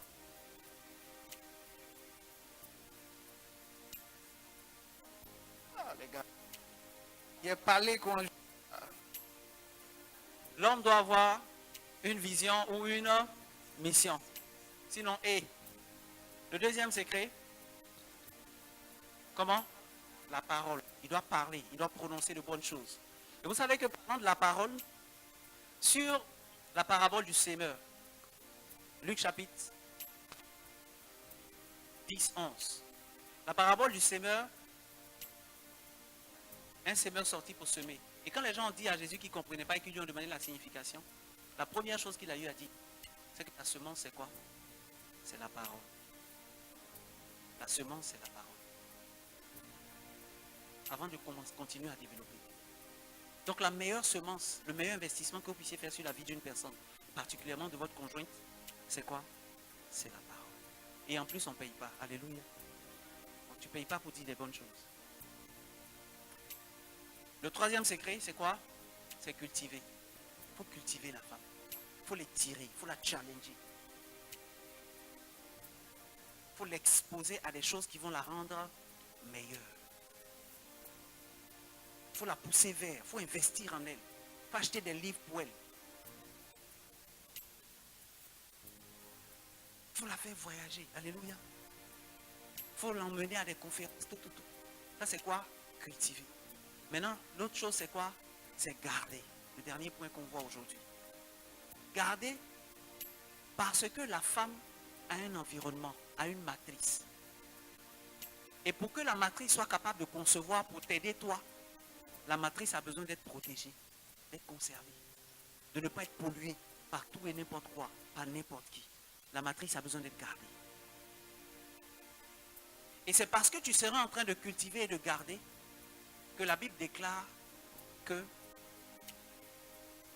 Dieu va faire venir quoi? La pluie et la terre va germer. On peut se tenir debout s'il vous plaît.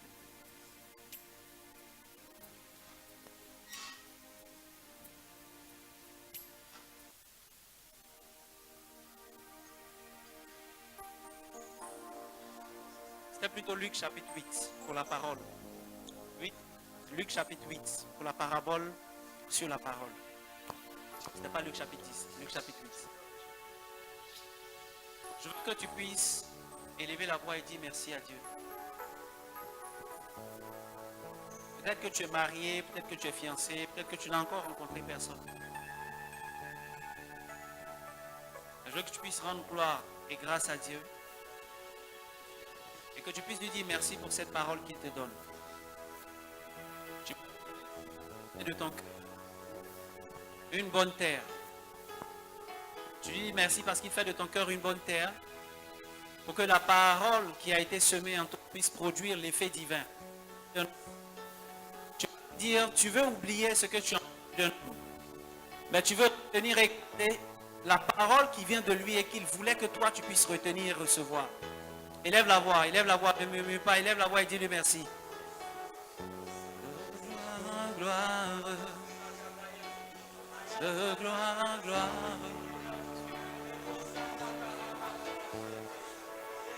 Dis merci à Dieu, dis merci à Dieu. Dis-lui merci.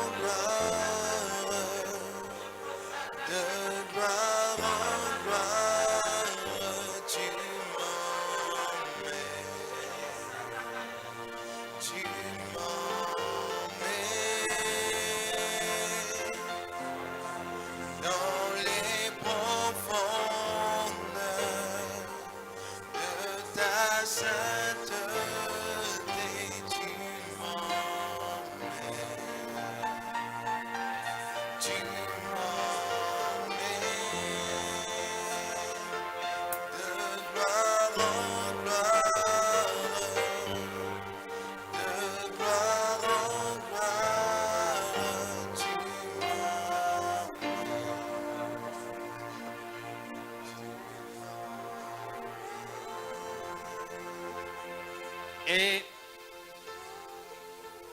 tu as entendu beaucoup de choses aujourd'hui. Tu as entendu le bétail, les animaux des champs, les oiseaux du ciel, la stupidité. Peut-être que tu t'es retrouvé dans l'un des exemples donnés. Ou peut-être même que tu ne fais même pas partie de ces exemples-là.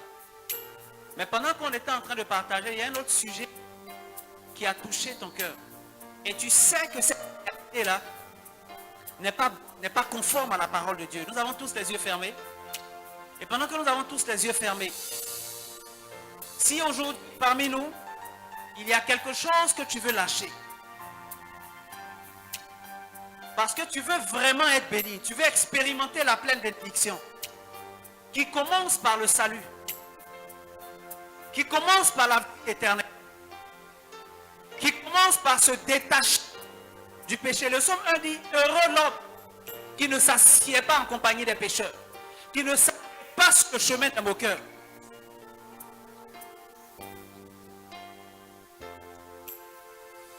Je vais te donner la chance et l'opportunité de réécrire ta vie, de refaire ta vie, de te repositionner vis-à-vis de Dieu avant que nous entrions pleinement dans la saison de cet ainsi qu'est béni l'homme. Pendant que nous avons tous les yeux fermés, si tu veux vraiment changer de vie, si tu veux arrêter certaines pratiques, tourner le dos à certaines œuvres qui n'honoraient pas le nom de Jésus et qui ne faisaient pas de toi, de là où tu es, je vais te demander de juste lever la main droite.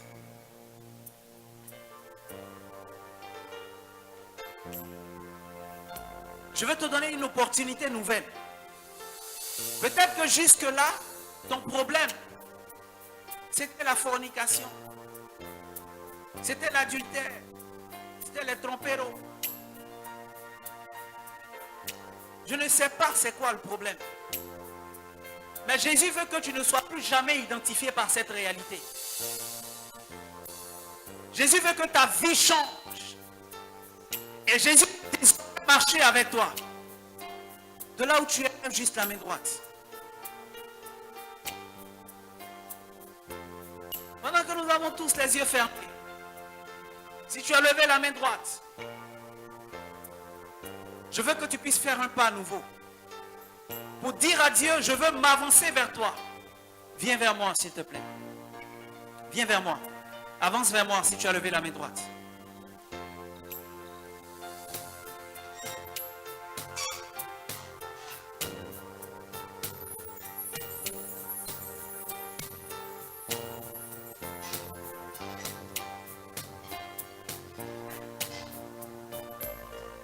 Tu vois, il ne s'agit pas de je vais déjà à l'église. Ce n'est pas de ça qu'il est question. Il y a je vais à l'église. Et puis il y a je marche selon la parole de Dieu. Je fonctionne selon la parole de Dieu. Selon les principes de Dieu. Je partais moi à l'église.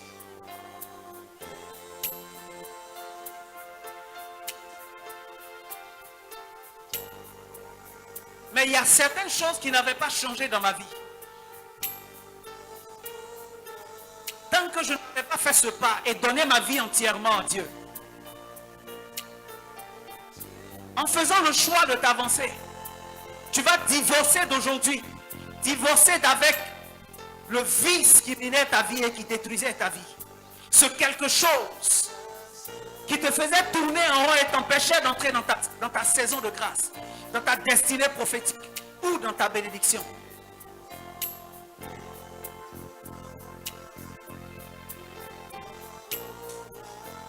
Et tu vas poser la main droite sur le cœur et tu vas répéter après moi, Seigneur Jésus. Seigneur Jésus, aujourd'hui, je te reconnais, je te reçois comme mon Seigneur et mon Sauveur. Aujourd'hui, je renonce à Satan, je renonce à ses œuvres, je renonce à la pornographie, à l'adultère, à l'inceste, à la fornication et à toute forme d'impureté. Aujourd'hui, je renonce à toute œuvre de la chair. Par ta mort à la croix, tu m'as sauvé, tu m'as racheté, tu m'as lavé. Ton sang me purifie de mes péchés et de mon passé. Par ta résurrection, tu me donnes la vie. Ma vie est nouvelle. À partir d'aujourd'hui, les choses anciennes sont passées. Désormais, toutes choses sont devenues nouvelles. Tel est mon héritage, ma portion. Au nom de Jésus. Les yeux toujours fermés, lève les deux mains, je vais prier pour toi.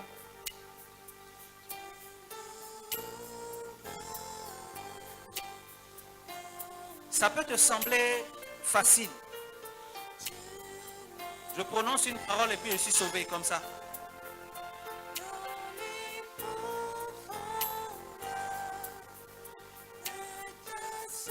Ça peut te sembler facile, mais si tu es déjà allé à la mairie ou à l'église, tu vas te rendre compte que le mariage est dit après qu'on ait demandé, veux-tu le prendre pour époux? Elle répond oui. On demande au monsieur, veux-tu la prendre pour épouse? Il répond oui. Et puis on dit désormais vous êtes mari et femme. Aussi simplement, aussi facilement. Dans l'ordre des avocats, l'ordre des géomètres, on fait prestation de serment. Le gars répète juste une parole et à partir de là, sa vie change. Donc la parole que tu viens de prononcer et de déclarer change radicalement ta vie dans le nom de Jésus. Je veux déclarer sur ta vie que ta vie ne sera plus jamais la même au nom de Jésus. Les malédictions et les vices qui t'entraînaient dans la fornication, dans la masturbation, dans l'échec, dans la pornographie, ce soir, fondés sur le rocher des siècles, et dans le nom de Jésus, je brise leur effet sur toi dans le nom de Jésus. Je casse leur impact sur toi dans le nom de Jésus. Tout ce qui te retenait en arrière, qui te détenait en captivité, que ce soit dans tes rêves ou que ce soit dans la pratique, aujourd'hui, je mets fin à ces œuvres sur ta vie au nom de Jésus. Et alors que tu marches désormais en nouveauté de vie, je veux déclarer que la portion des enfants de Dieu est ta portion au nom de Jésus. La bénédiction de l'Éternel est ton partage au nom de Jésus. Tu es désormais héritier de Dieu et co-héritier avec Christ au nom de Jésus. Plus rien de bon ne peut être refusé à toi au nom de Jésus. Ce qui ne peut être refusé à Jésus ne te sera jamais refusé au nom de Jésus. La dimension de sainteté, de sanctification, de salut, de paix, de joie, d'amour, de puissance, de gloire manifestée par le Christ, c'est désormais le niveau de dimension que tu expérimentes au nom de Jésus de Nazareth. Et je déclare que ta vie spirituelle ira croissante, ta vie chrétienne ira croissante. Non pas en dents de scie, mais tu iras de gloire en gloire dans le nom de Jésus de Nazareth.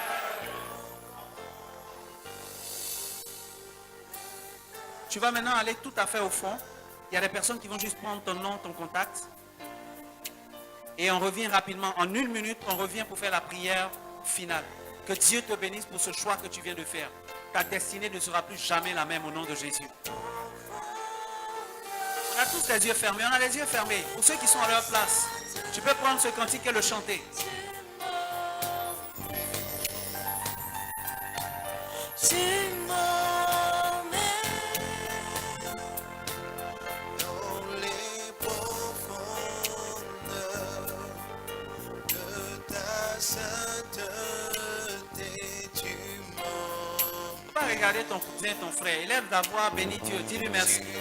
Et dis-lui de t'envoyer de gloire en gloire. Dis-lui de t'envoyer de gloire en gloire.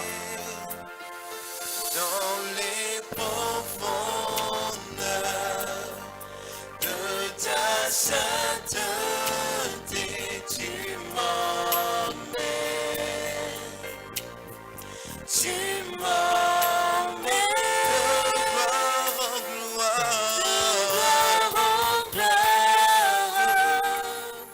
de gloire en gloire, tu m'emmènes.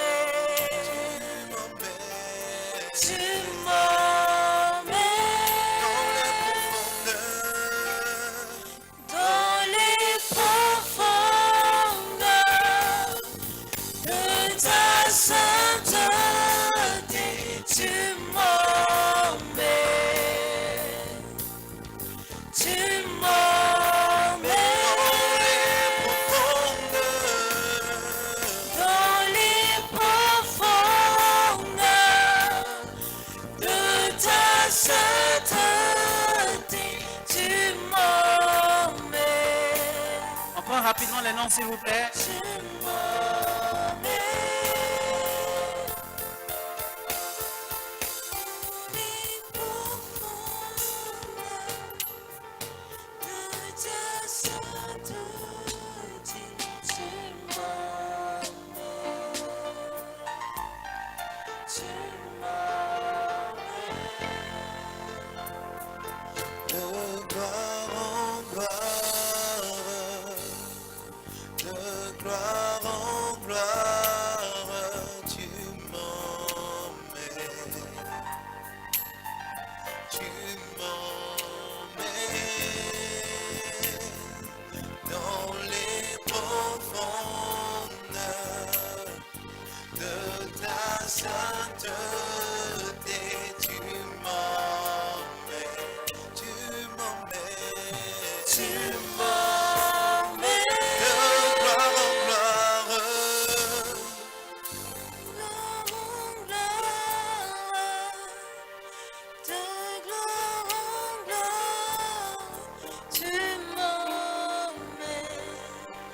Alléluia. Alléluia. On va appliquer quelque chose de puissant tout de suite. On va faire exercice pratique. Alléluia. Les paroles que nous allons annoncer maintenant, c'est des paroles qui sont actives depuis plus de décennies. Depuis siècles. C'est des paroles que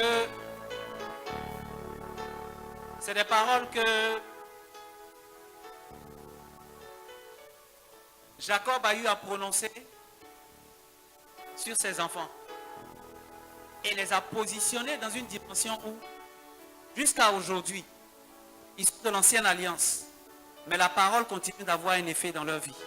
Alléluia. Donc tu vas utiliser ces mêmes paroles et tu vas te les approprier. On dit c'est ainsi qu'est béni l'homme. Alléluia. Et nous allons proclamer la bénédiction des fils de Jacob sur nos vies. Prends-moi le verset 1.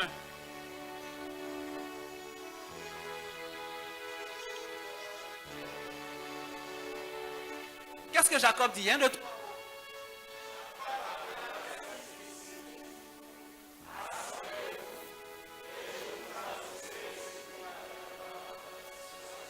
Parole du Seigneur notre Dieu.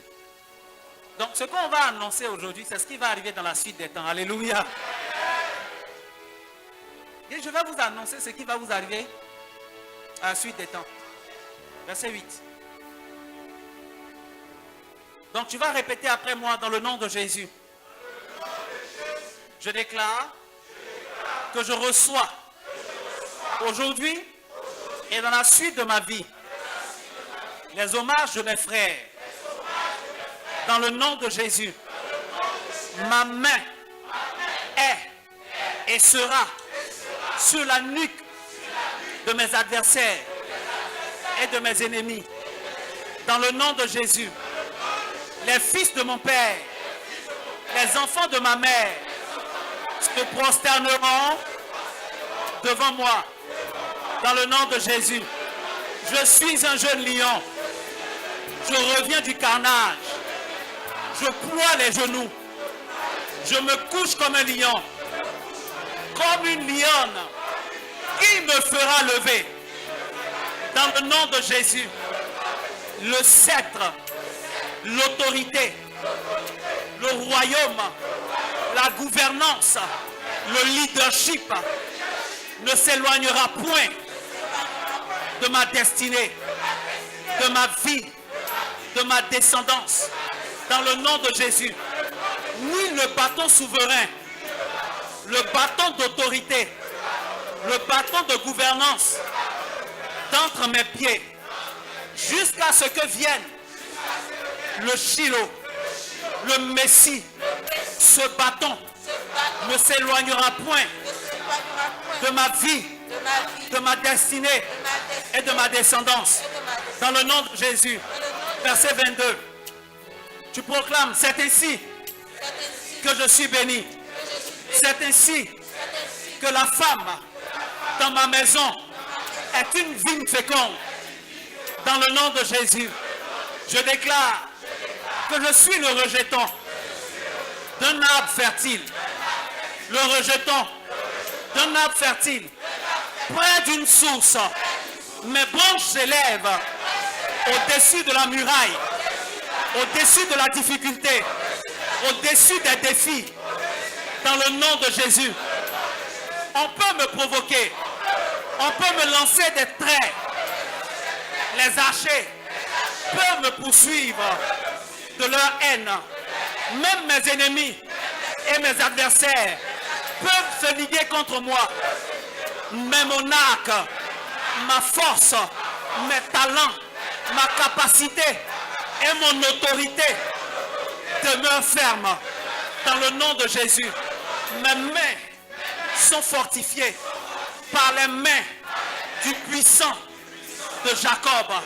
Dans le nom de Jésus, je deviens ainsi le berger, le rocher de ma nation, des nations et de ma génération.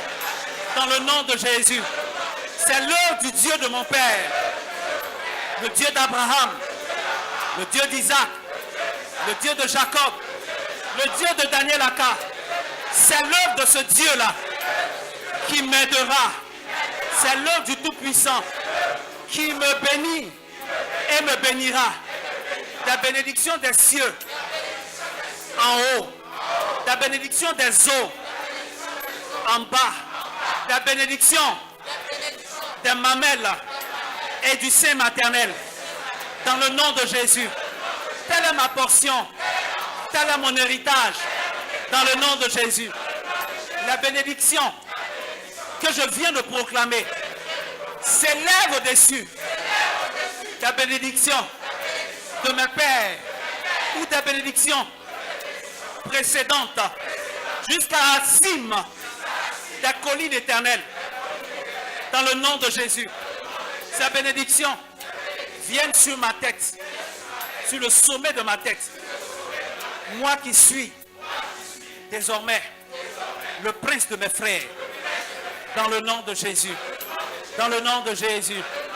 Je suis béni pour être une source de bénédiction.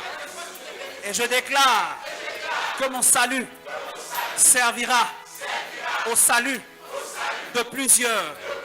Comme la bénédiction de Joseph a racheté Israël pendant la saison de famine. Ainsi mon salut servira à sauver des multitudes dans le nom de Jésus. Je déclare que je suis par ma bouche, par mes œuvres, mon histoire et mon témoignage, un gagneur d'âme dans le nom de Jésus. Et je déclare que ma prospérité, ma bénédiction et ma richesse serviront à faire avancer l'évangile. Les nations où l'évangile n'est pas encore arrivé, où l'évangile est freiné, mon argent, ma richesse, ma bénédiction libérera l'évangile, brise les frontières et lèvera les blocages. Dans le nom de Jésus, tel est mon héritage. Partage dans le nom de Jésus. Quelqu'un peut acclamer Dieu, rendre grâce à Dieu. Acclame le Seigneur. Acclame Jésus. Wow! Continue d'acclamer le Seigneur. Wow!